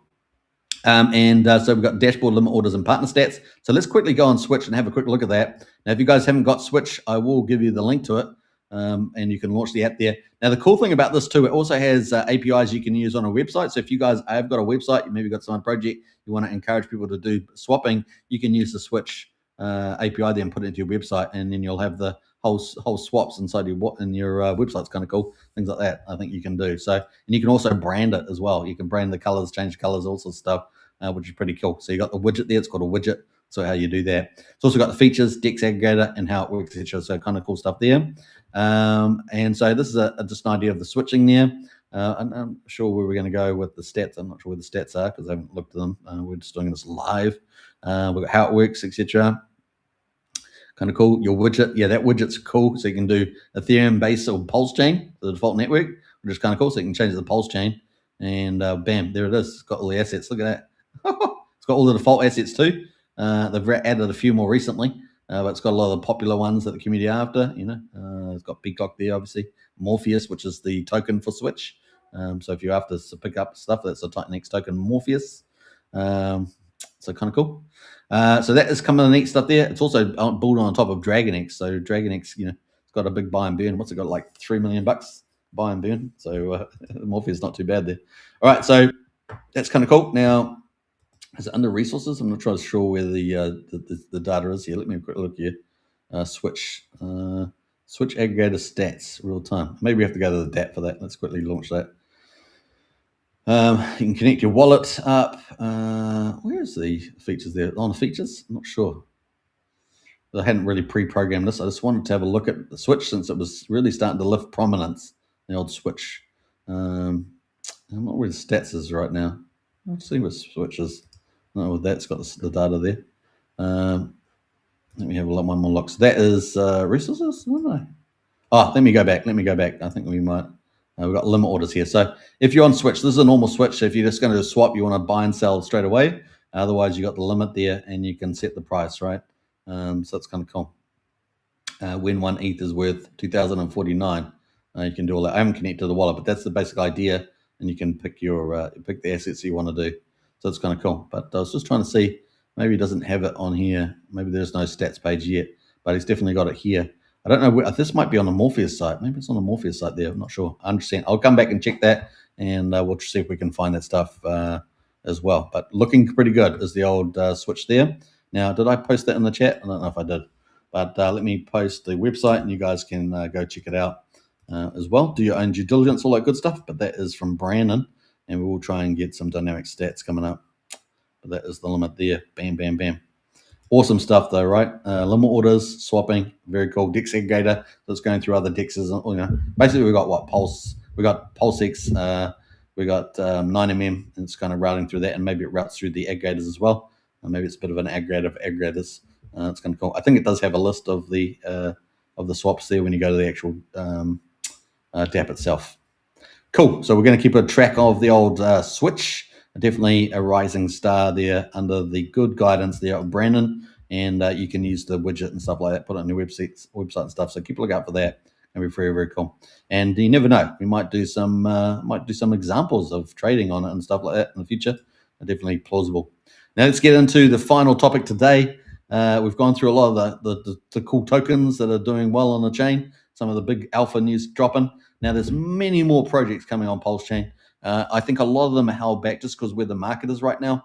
But as soon as we get that market turning over, guys, I think we're going to get a whole tsunami of projects launching from very good developers like Stu, like Jacob, and many others that are working there. A lot of them just waiting for the market to turn. So I think that's all going to flood. So we'll be covering those in the future. We've obviously got a lot of cool teams doing a lot of cool stuff now, like LibertySwap, like Fast Abdul, like Brandon. These guys are building out. Like True D5, these guys are just, screw it. We're going to the market. We're going to build during the bear market and ride up for glory in the bull market. So kind of cool. And it adds a lot of value. They're all adding their own value onto the chain with quality DeFi. Less crap projects and more great projects, right? Now, talking about great projects, we've got Frank Whiteside here, Start Me. And of course, this should be added to your favorites here. Obviously, you can double check all the links and everything like that. I always suggest you do. Right, and don't Google links. Right, Google links is really bad. There are scammers. Scammers are very capable of taking the top spots on Google with the SEO and stuff like that. So you get LibertySwap has that all the time. They got a fake LibertySwap. Doesn't say LibertySwap. It's got letters mixed around. So you got to be very careful. And once you know if you got a good site like PLS Start and you're confident in the links, then it's great. Right, you can double check them with the official accounts on X and things like that. Lots of things you can do there. So, yeah, very big deal there. But this is a Pulsechain ecosystem map. I think it's probably the best one we have out there. There are a few others on Pulsechain sat sites, Pulsechain, Pulse CoinList, places like that. There's lots of other DeFi sites that we have that are pretty good with Pulsechain stats, but I think this is probably the best one. I know Frank definitely keeps us up to date, and it's expanding all the time. Remember, when we first covered this, it was a much smaller list, but it's almost like it's 3-4 times bigger now. And it's also, look, it's got the Switch API in it where you can do switches and limit orders there. He might want to make this a little bit bigger, actually, but it's still here. So kind of cool. Yeah, I don't know if you're still watching, Frank, but you might want to pull it out and put that make it a bit bigger here. Maybe put a nice fat thing up there or something. Just little changes on there. All right, so that's kind of cool. Oh, let me scroll back here. Gone too far. All right, so what else? We've got general stuff up here. So we've got all the apps. Look how much stuff is on Pulsechain, guys. It's pretty cool. I don't know. It feels like Frank Whites has done an audit of the things because there's a lot more on here. I always knew there was more on the original stuff, but it looks like he really is capturing them all now. Great points. Thanks for the overview. You're most welcome there, Frank. Yeah, we've got all the new ones up here on the left. We've got DEXs, all the DEXs. Now with DEXs, of course, we have most of the volume going through PulseX and 9mm, but we do have other DEXs. Some of them have their own specific pools, right? They have this own specific pools. So obviously we've got Curve there, ODC, stuff like we've got some OCCDS there, so over the counter, in other words, peer-to-peer between you and somebody else that is on there using the contract as an intermediary. We've got bridges and swaps, obviously. We've got the official Pulsechain bridge. We've got Hyperlane. Hyperlane, what's it, 130 chains? And I think we've had some of our bridges have been using that technology. I think one of them, what was the big one that stopped using it the other day, the other week? I can't remember, but that was out there. LibertySwap, of course. PulseLN's been a diehard. And of course, you're going to get different. PulseLN is super fast, but some of the swaps can be expensive. Some of them can be quite reasonable priced. So it just depends on where the market is. LibertySwap, of course, crushing it, top tier. Pulsechain ramp, Change Now. Obviously, Change Now has been around, pretty multi-chain facility. Certainly helps on certain occasions to do stuff on there. There's lots of variations of Change Now out there. Let's change Houdini Swap. Houdini Swap always doing stuff as well, and gas up there. But our chains really dominated, I think, now with Pulsechain Bridge, LibertySwap. Now, the one thing I don't see on here is Ramp Now. Ramp Now is not on there, so I'm not sure why Ramp Now is not on here. Ramp Now is obviously another big one. I did a bridge survey, and I had over 20 bridges, so there's a lot missing off here that could be added there. Maybe Frank could go back and look at my list. You just type in bridges, I think, on my X profile, and it'll bring up my map. And I think there's only been a few additional ones since that map was done. And some of them are second party, so they were using Change Now APIs, but there is a lot of separate ones. I'm not sure they're all operating. It's been a while, but that's definitely the case. And I did that. When did I do that? Last year somewhere. Off on ramps there, we got PRVX. What else do we got? PRVX, PulseLN. Yeah, I mean, all kind of similar to bridgings in some ways. Coast with the step. Now, I don't know if Coast is still operating. I'm not sure the status here. I'm pretty sure the stablecoin is no longer happening, but they've still got features there. They've still got the DeFi features. What else? Shopping, Pulsechain Store, obviously. Pulsechain Store's got a $50,000 merch competition coming up or something like that coming up, or giveaway coming up. So I'm not sure if that's quite hit yet. What else? Sun Mini Meal, yeah, definitely got the health cookies. Oh yeah, I guess some of these projects have all got T-shirts and things in it, coffee mugs and stuff. I was just thinking, one that's not on here is Ramp Now is under Show All button. Oh, okay, have I got a button that's not missing? Have I got a button that's not? Where's the Show All button? Where's the Show All button there? Okay, Show All. Sorry, my bad. I apologize. My bad. There we go. Where's this there? Change Now, Houdini Swap, and a swap. Oh, Ramp Now. I still don't see it here. Change Now. Under off ramps. Okay. Ramp Now. There's Ramp Now. Yeah. So Ramp Now. There's pretty cool. That's also opened up a lot of features around Europe and stuff like that. So Europe and Australia, I think maybe. Kind of cool. Yeah. Next one. Yeah. I got there in the end, Frank. So that's kind of cool. Oh, what the hell? I just clicked. I clicked on one of the links and it already goes. Now, aggregators wise, what else was I saying about that? Aggregators. Oh, so shopping. It's missing. What's the one that's love.io? Is it missing love.io off here? Because they got a big shop. They got love.com or something. That actually is similar kind of to Signum Minimail, where they sell products and then they go and buy up and burn love.io.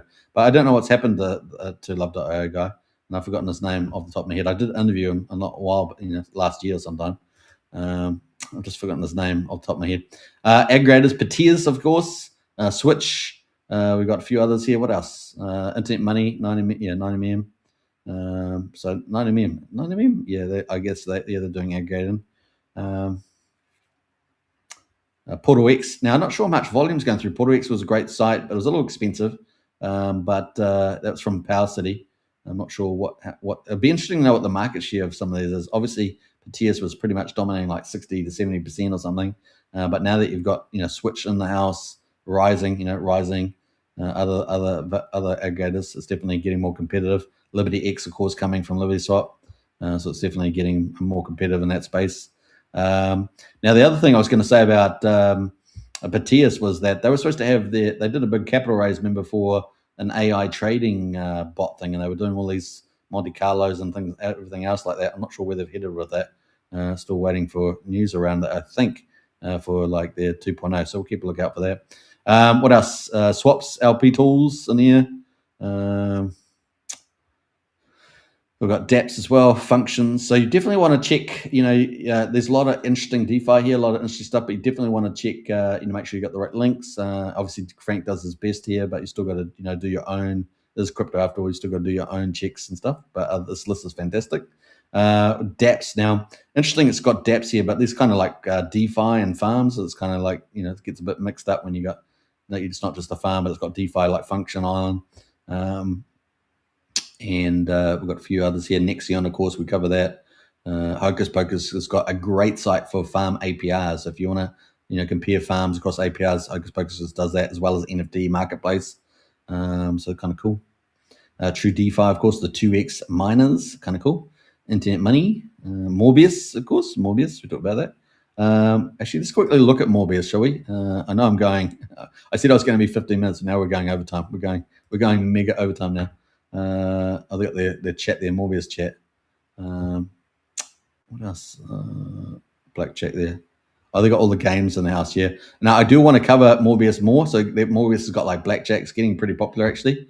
So we probably will be covering Morbius a bit more in the future. That's under dApps. We've got Pulse Bitcoin community in here as well. Also one of the largest communities, I think, still pretty active in Pulsechain. They've got a Pulse Bitcoin council with Fat Sammy leading the way there, another influencer in the community. Lending leverage there. Obviously, you've got Nexion Glow. Let's see, we've got Fiat. It's a fork of Aave. We've got Fame. It's a fork of GMX, so it's leverage trading. But Nexion also has added leverage trading, right? So it's quite niche there. So we actually, if you're thinking about doing perpetuals and stuff like that, then you do have Fame and Nexion as two different options. Nexion will depend on who's participating with liquidity in there, but certainly up to 10x there. Basically any team can put LP in there and get that going with farms and stuff. So kind of cool. So Fame, GMX fork there. Axel Lending, peer-to-peer. I'd love to see more from Axel around that. So, Axel's a great team. They do need, some teams, and I don't mean to be, because obviously it's a lot of hard work doing developers, and I don't want to take any of that gloss away at all. But I think at some stage, I know there's competition and people steal code, but I think, ultimately people should be publishing their code and verifying and all the rest of it. I think at some point you should be doing that. And that way, you get, if you get more immutable code, then more people will participate, and I think people need to do that. I just think it's just a reality you're going to need to do. I know that people want to protect their IP, and I get that. And there's no way of doing that really outside of that. But I think if you want to get big adoption with great products like Axel, then you need to, you really need to get that, code published, etc., and the rest of it. So food for thought there. Obviously, they're in charge of the protocol, but just some feedback I've seen a lot from. But other than that, great tech. What else do we got? Ink Printer announced their stablecoin liquidity fork, Power City Flex in protocol there. So these are all around liquidity protocols, second layer, liquidity dApps, liquid loans, of course, MCR. So these are all around liquidity forks, popular ones that we've got on Pulsechain. Liquid loans, Amplifier, all the same, sort of making more money on the base liquidity forks there, and Amplifier as well. Kind of cool. So a lot of liquidity stuff in there. What else? We got the Pulsechain Explorers. We've got liquidity staking. We got more. Yeah, I thought we had more. Yeah. PulseScan, Ultraplan, Pulsechain Explorer, Otter, ViralScan, Lightbeam, and Midgard. Yeah, seems pretty good. Just trying to think if there's others that are not in there. There's a couple that maybe not in there. Interesting. Just have top of memory. Liquid staking with Pulse. We've got Vouch and ValidateX. These are the two big ones, right? The two big validators on Pulsechain. They're public validators. And I think after ValidateX, maybe Vouch is still holding the lead there. Then we've got Hexco, right? Welcome to Hexco, hex.com. Go.hex.com 2.0. Richard Hart just launched that, right? 2.0. And then we've got a lot of the other derivatives, right? Hex, Communist App, Koza, Hedron. We've got Alex McFerter Hang on, this Alex McFadden. Yeah. Win 2.0. Oh, it's still coming. Super Stake, OKX House there, Power City. Was it not Power City? A Magic Upright, isn't it? And Hex Search there for videos. You want to find all the videos there. What's it? Underdogs on top, says Frank White. Yeah. Then we've got other tools, all the other tools in the house. Pulse domains. Let me know in the chat, or let me know if in the comments afterwards if you're using Pulse domains much. They were very popular at the beginning, but one point in time. I just wonder how much they are still being picked up and they're used. What else we got going on there? We're scrolling down. We've got lots of cool tools in here. I'm not going to read them all, but definitely lots of cool tools in here. Just looking for anything. Safe wallet. Is this the safe wallet? Is this the Is this the multi? Where's the multi-sig? Liquid Lines multi-sig. I wonder where that list is in here. NFT marketplace. Oh, now this is a zone. Now NFTs, of course, really I was really about the only influencer really covering NFT markets on Pulsechain. There was a lot of Wild West stuff. We had a lot of rugs going on. It was very difficult. Even someone I interviewed on here ended up, I think, rugging from all things equal. It can be tough there, but I wanted to be an early promoter of NFT markets. I just thought it was a great value add for Pulsechain, and a lot of them have not done very well with the volume, right? So we also had one of our biggest sacrifice projects, not do very well as well, Mintra, with Gerardo. And of course, that was, I think, what was that, about $11-12 million sacrifice raise, so one of our biggest raises. And that ended up dying a death, didn't it? Which is a shame. It was a beautiful site that did there. I think there's a bit of politics going on with the founders and some, whatever drama there. But we've still got Pulse Markets, apparently, Pulse Domains, Experimenter, NFT. Now, NFT is actually a collection, NFT collection. Marketplaces, we seem to have less. Is this all we got left? But we also haven't got, I just feel like there's some missing here. Is this, I know that a lot of them died. Some of them definitely died. We also, I just can't remember them all off the top of my head, but just think that there's a few missing here. Squirrels, that would probably be from the community personalities. Squirrels, is it? Beatbox and Mintra are gone. Yeah, those are the ones I was thinking of. Beatbox. So Beatbox, there's a couple of good guys. There are a couple of good guys. I think they're from South America somewhere, and they got out first, right? They got out first early, and then they lasted actually quite long, and I'm sure they must have made a decent amount of pulse with that. But Mintra, they just launched it. They just launched it and it became top thing. Yeah, Mintra had a $12 million launch, and they did a great site. Mintra had a great site, no doubt. But the volume has just died. It was just dead. The market has died a death, and so no one. That was just a big loss there. But Beatbox just showed you that you could just make a website and get up and running, and it was out before Mintra, if I remember right. There was one like the first, and they just basically took all the volume. Mintra got out $12 million thing, and it was not dead but close to it. Especially relative to the 12 million that was capital raised. But yeah, those gone. Now I had them on the interview too on the Beatbox, not Mintra, but a Beatbox and a couple other NFT collections. But like I say, that's going to be the top of the market, right? So if you want one of the indicators when we do get in the bull market and you're wondering where the top is, one of the things telling you the top is when we have NFTs and markets and NFT collections booming, right? That's like, oh shoot, it must be like a month away from the top or something, that's one of the indicators there. Hex Toys also, says Frank White. Yeah. All right, so that's kind of cool. Let's jump over into the last couple of columns. We've got wallets, of course. Internet money is the key one there. We're about to have two more big wallets, right? At least. I think there might be a third one out there too from memory. But we're going to have Ramp Now is doing a wallet, and LibertySwap is doing a wallet, right? So two potentially big wallets, particularly the LibertySwap will be revolutionary because it's going to have all the privacy railgun type ZKX and stuff like that. So that's going to be pretty big. So we've got all that coming. Ledger OKX wallet there. We've had a little bit of love from OKX. So, it's a love-hate relationship with a lot of these platforms. But we're getting articles in some of their sites and things. I'm not sure. I don't think they're paid. I think they are this coverage. Well, they could be paid. Who knows? We've got Treasure in there and MetaMask, of course, and we've got others as well. Let's have a look at the others. Rabby and Pulse Wallet. Now you can still use Rabby, but you got to add the custom RPC and the custom tokens, etc. Pulse Wallet out there as well. Now Pulse Wallet is actually another Rabby fork, right? But and I think it's an Asian team that runs that.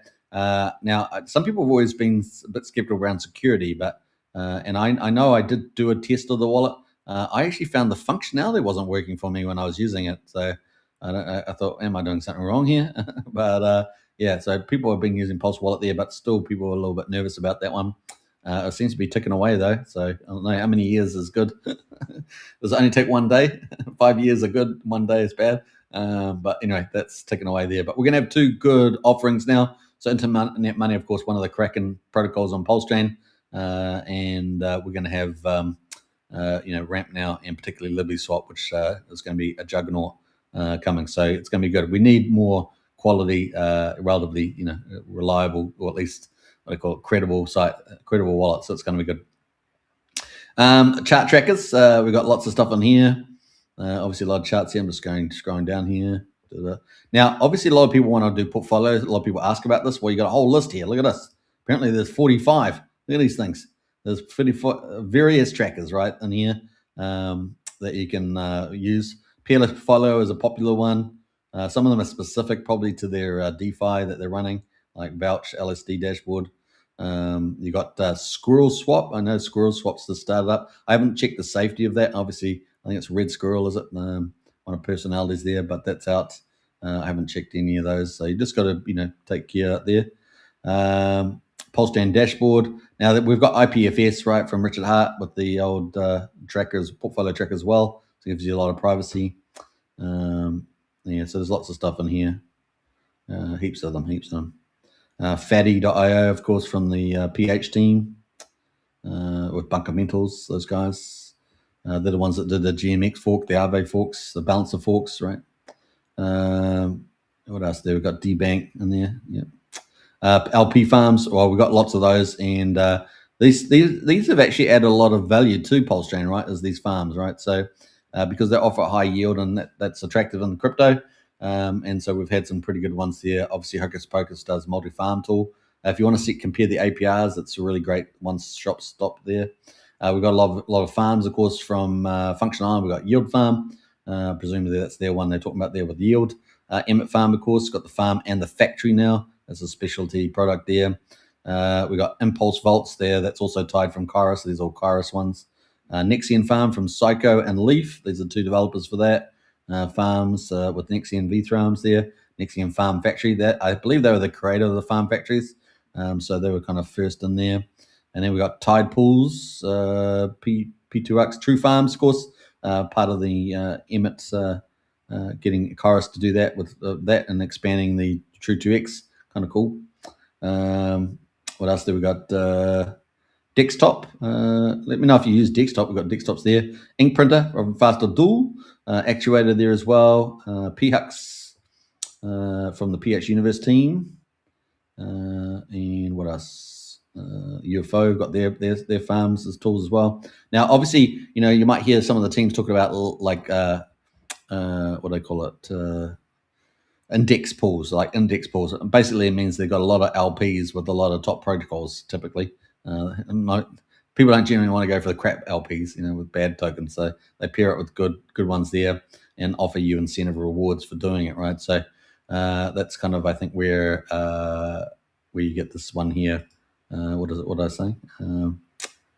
The UFO LPs and the PTC LP type things. How big is this map? Is this map a little bit small here?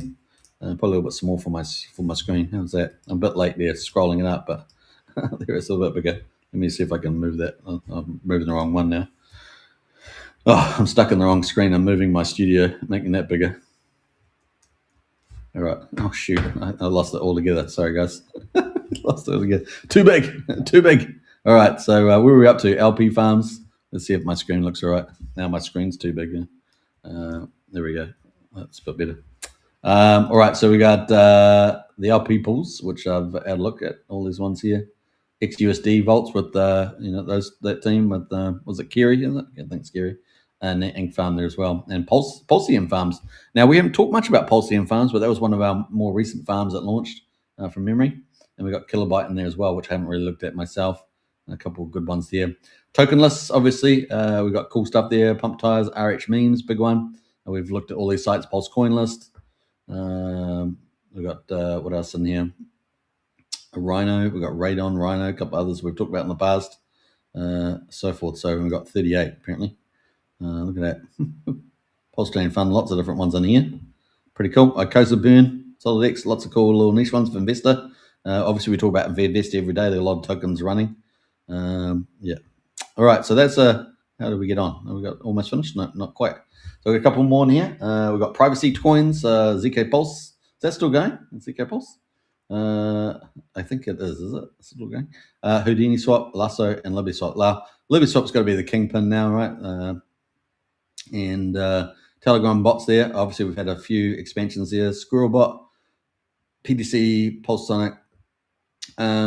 Isn't you know what's missing from this trading bots? Isn't Zero? Isn't Zero doing one of their 10 DApps as a trading bot? So that might be missing on here, Frank. Just the food for thought. Frank's got. I wanted to go over these. I didn't want you to say what might be missing. We've got communities in the house there. We've got DeFi Prince in the house. A lot of communities there. A big shout out to DeFi Prince. They do a lot of great work there out there on X and stuff like that. I'm just looking at a few of the others. Obviously, Emmett's out there doing True DeFi's out there doing DeFi X spaces as well. Gray's Currency, they do a bit there as well. Vic Foundation, that's one of our non-profits for. VIXAR, one of our non-profits for doing, they have a DAO every 2 months, I think, and they allocate some of their trading volume income for the veterans and the first responders, which is kind of cool. So a big shout hat off to Vets and Hero as well. So they're doing a great job there in that space. And they've got some stuff coming down the line, apparently. I can't say anything else than that. They've definitely got some stuff coming. Keep a lookout. You might have to keep a lookout for that, Frank.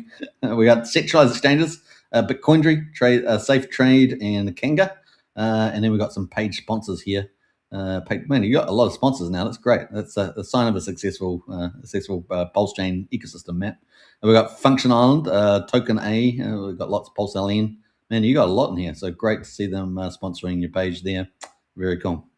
All right, so you can add or sponsor a site. So head up Frank White there on X or Telegram there if you want to add your team on it. So kind of cool. That is Pulsechain's map there. I'm going to decrease it again because I probably should have made it bigger earlier. I didn't realize how small it was on the screen. but hopefully you guys followed me along there for the most part. We've got a huge crowd watching, so I really appreciate that. So some good coverage there, Frank White. A lot of people getting to see your awesome Pulsechain ecosystem map today. If you haven't subscribed, don't forget to subscribe on YouTube. We're streaming on 3 YouTube channels. We're streaming on Pulsechain X. Yeah, Pulsechain X. Superman Crypto, big shout out over there. And of course, the Crypto Night Show, 3 YouTube channels. So definitely smash the subscribe button. Share the channels around if you can. Hit the bell for future videos. We're also on X, of course. And we're heading up towards our next target is 2,000. You guys know I've had to restart the channel because my old one got taken down unfairly. This is what it's like on social media, guys. And I tried to appeal like 12 times and I got crickets, no reply whatsoever every single time. It's crazy. And I lost, that huge following that I had. Probably would be 2-3 times bigger now. But that's just the way it goes. So we're building from the bottom. Now that we're at the bottom, now we're here. We just go, only way is up. I don't know how many songs I can sing, but that's kind of it. So pretty cool. We're 1513 now, and we just hit that 1500 milestone. So big shout out to all the people. I might do another stream later today. I feel like streaming today. I probably need a bit of a break because it does take a little bit from your voice, but we might cover a different topic altogether though. Maybe we might do Titan X or X1 or something. I don't know. We'll see. It'll be a shorter show, but it'll certainly be fun. We're coming up on 2 hours. Can you believe it? 2 hours here on the old Pulse stream. Now, what I was going to do was have a look at Pulsechain, right? At Pulse itself and see where Pulse is at right now. So let's do that. I see Peacock's rising there, almost 1.3 cents. But let's have a look at Rat Pulse since we've still got a couple of minutes left. And see where Rat Pulse is at right now. We'll look at the $1 million of liquidity in there in the main pair. Let's see. Whoa. So this is the chart. Obviously not a great looking chart. I think everyone's pretty much accepted that. We are on the weekly chart here. And you can see that the RSI is all the way down at 30. So remember, 30 or below is oversold. And of course, 70 and above is overbought. So that's the RSI. It's kind of your basic tool. If you're not going to have anything else, you don't want to buy the tops or buy the bottom or sell the bottoms, then this is a tool to have, right? So if you're new to crypto, it's really a must. It's really a must. If you're new to markets, any markets, even stock market, whatever, very important there. So let's go full screen. We're up 2.25% today. So we've got a little bit of green candle on Pulse today. The weekly moving average here for the 21 day. So 21 day is a very much a trader's view. And we got the price at 14.40. So we're half of that right now, right? We're half of that right now. And we recently, in the current week, we had the all-time low. And the all-time low was 6969. So that is the new all-time low for the Pulse chart. And RSI is skimming along the bottom around that 30 mark right now. So when is the doom and gloom over? Well, if it fits the rest of the market, then maybe the next couple of weeks is going to be a bit tough, but volatile. We'll up and down days, and we don't have another capitulation. In other words, we talked about that Bitcoin chart earlier.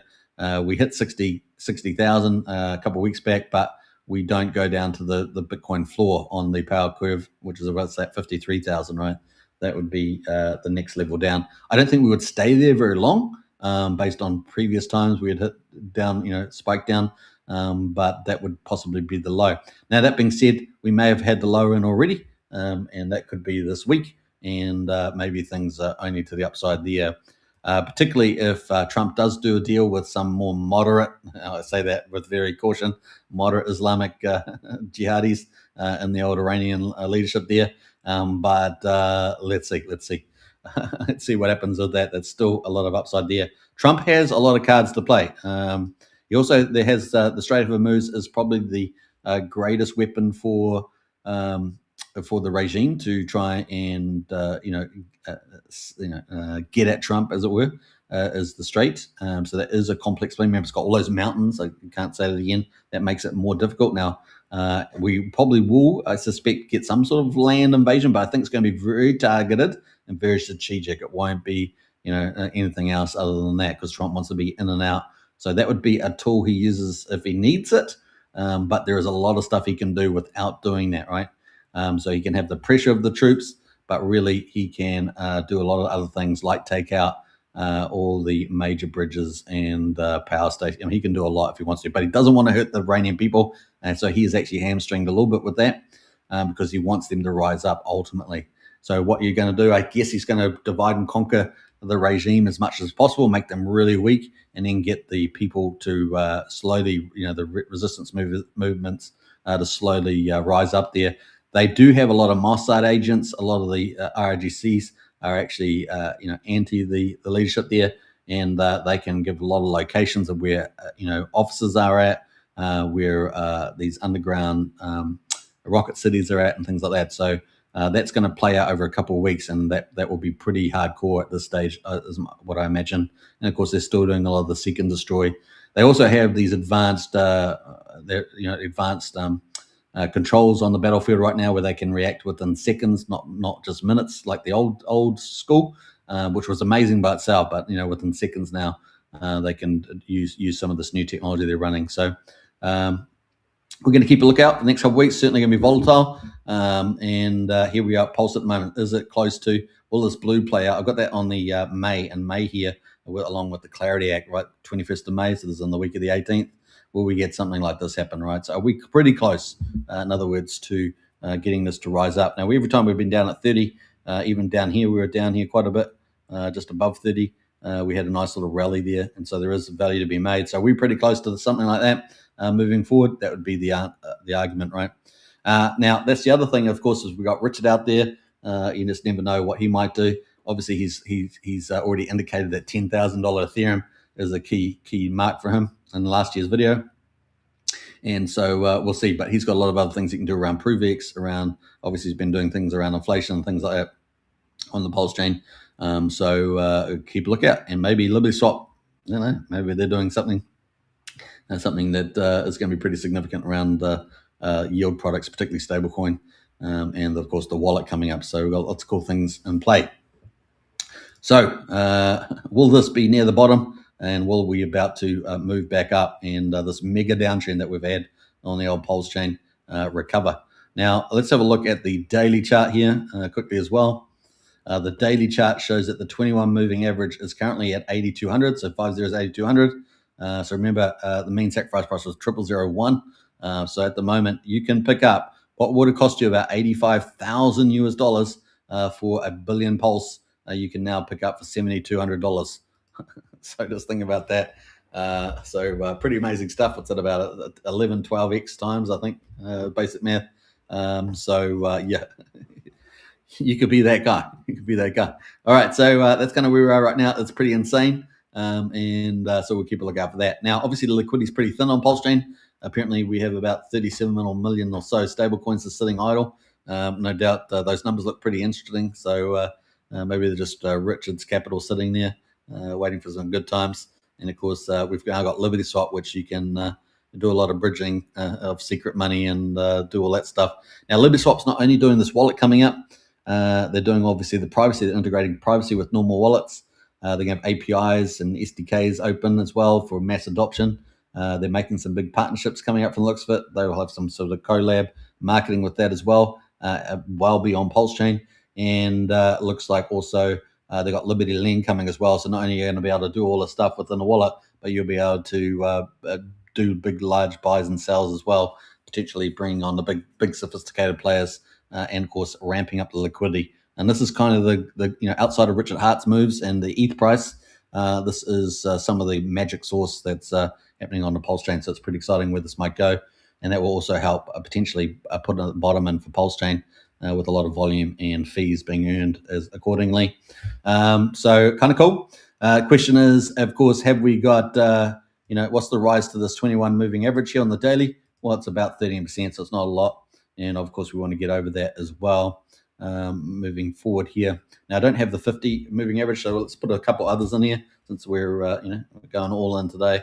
We're over 2 hours now, so we're having a good time. Having a good time. All right, let's go into the style here. We're going to do the 50-day. Can double that up as well.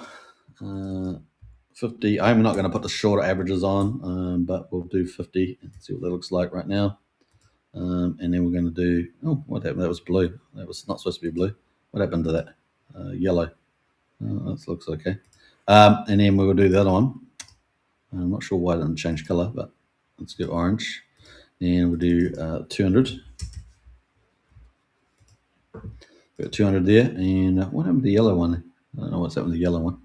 Let me try that again. Oh, I've got it on hidden. There we go. So we have got the 50-day currently sitting at 9,500, so 50 is 95, and we've got the 200-day at 4018 at the moment. So that's about 2.5x from here to get up there, and so about 150%. Let's have a look at the 4-hourly here at the moment. We've come off the bottom, kind of sitting in the middle. We haven't really got much further here, see? So we really struggled. It's really struggling, and of course the chart shows that. And so we really struggled to get any really momentum here. Last time we had really good momentum was back here in March, and we got a nice rally on, right?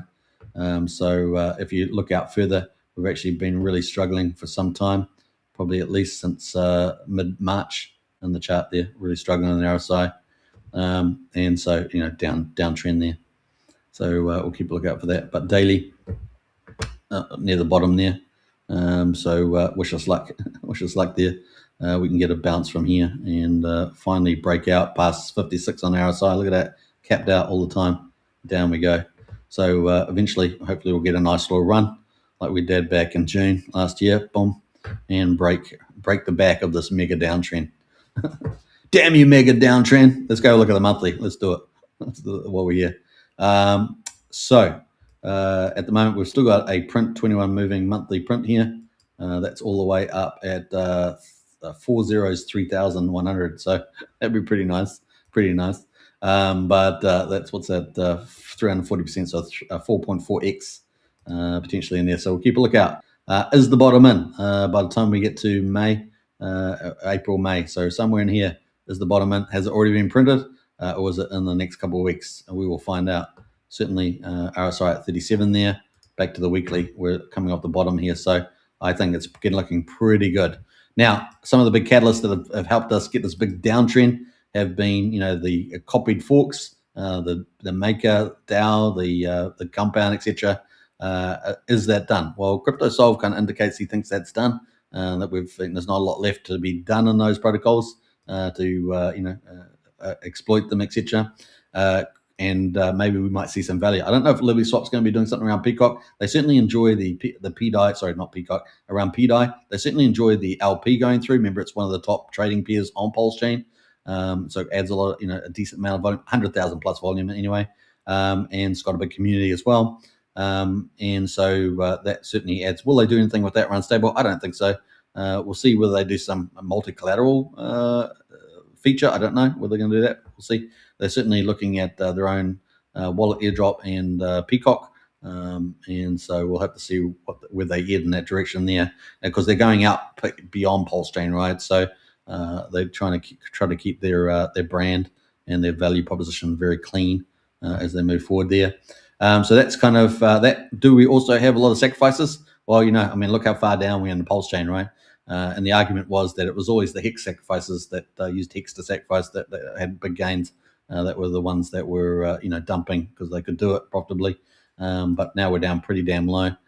So question mark whether they've got much power to go. We have seen validators leave, 1 or 2 validators leave over the last couple of weeks. So we've still got that downward momentum, but I'll be pretty close. Taking those three factors into account, the Pulsechain sacrifices, especially the Hex ones, the large validators. Some of those sacrifices maybe have either bought it or staked it, and then selling, and then of course the exploits. Are those all done? Are we done with those? Have we got a chance to actually start to slowly recover? I think we will kind of want to inch the way up, like I said earlier, and then maybe a market maker, maybe Richard Hart, maybe somebody like that comes in and God modes us. Maybe the Hex God whale comes out of nowhere, and we get a bit of special action before ETH even gets back up to 10K. We'll see. In any case, we could see more. We've obviously had a lot of inflation decisions done by Richard, and third-party protocols like PRVX and stuff, and the marketing is in play. We obviously got all this eHex getting dropped to Hex wallets, and that's one form of marketing. Seems to be having a little bit of impact there as well. Maybe that builds up over the weeks ahead. So there's a lot of ETH wallets to drop, right? I think it was at 4 million. I can't remember how many ETH wallets are there now, but they've been growing spectacularly on the old Ethereum. Was it more than 200 million? I can't remember now what the number is. Pretty big number. So yeah, lots of things happening in there. So a decent amount of possibilities there around the bottom being in this zone, and of course the RSI indicating that's possibly the case as well. So we'll see where we head from here. All right. People like selling at a loss and at the bottom, right? That's kind of a lot of people like doing that. It happens. That's how you form a bottom, right? It's often the case. But I think, April, May, looking pretty good for a turnaround, not only in the majors like ETH and Bitcoin. And of course, remember all that money that's being raised by the digital asset treasuries from Michael Saylor using Stretch, vampiring the credit markets, and then, of course, Tom Lee bringing over the finance, swapping finance from traditional markets to blockchain, and of course buying up Ethereum as well. All that money is helping to bring more money into circulating into potentially Ethereum, Pulsechain, and stuff like that. The other one that we also got going is that we could see some pretty major events happen. We saw great employment numbers. I'm expecting Trump to really do amazing with the U.S. economy from now on, like particularly showing up now on. All that investment last year, $18 to $20 trillion, is going to show up. And of course, we've got the AI boom. We've got great employment numbers, and I'm expecting that we could get some really good moves with the oil price possibly in the next couple of weeks. That's the most critical period right now in the next couple of weeks. That's we've still got volatility. Clarity Act coming in through May would be great. Hopefully that probability increases, certainly looking better than it was in some ways, and we can get that over the line. And then monetary printing by July. So the second half of the year could be set up really, really good. The only cautious thing we've got in the second half of the year is the midterms.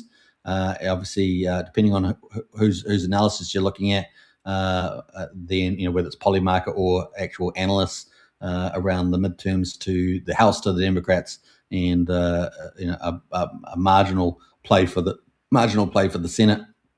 I still have the Senate 48-52 in favor of the Republicans. Obviously, losing the House is a big deal because that's around the budget control, right? And has a lot of the committees. And we know how they like to dramatize all that. And that would be a really bad outcome for the Americans, right? Because the Democrats are all into corruption and managed decline, right? Then handing over power to the globalist entities, right, which are actually being starved at the moment by Trump, right? Trump is on a multi-pronged approach there to starve. That's why you got so many of the globalists trying to counter Trump's moves, right? And of course, their future is a dark one, right? And we don't want their future. Who wants to be enslaved to a bunch of elites? I don't know about you, but it's not something I'm keen on.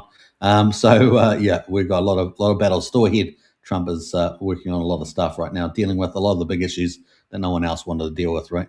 But I'm pretty sure about you that I don't want any nuclear bomb turning up in LA or somewhere like that and suddenly going off. No one wants that.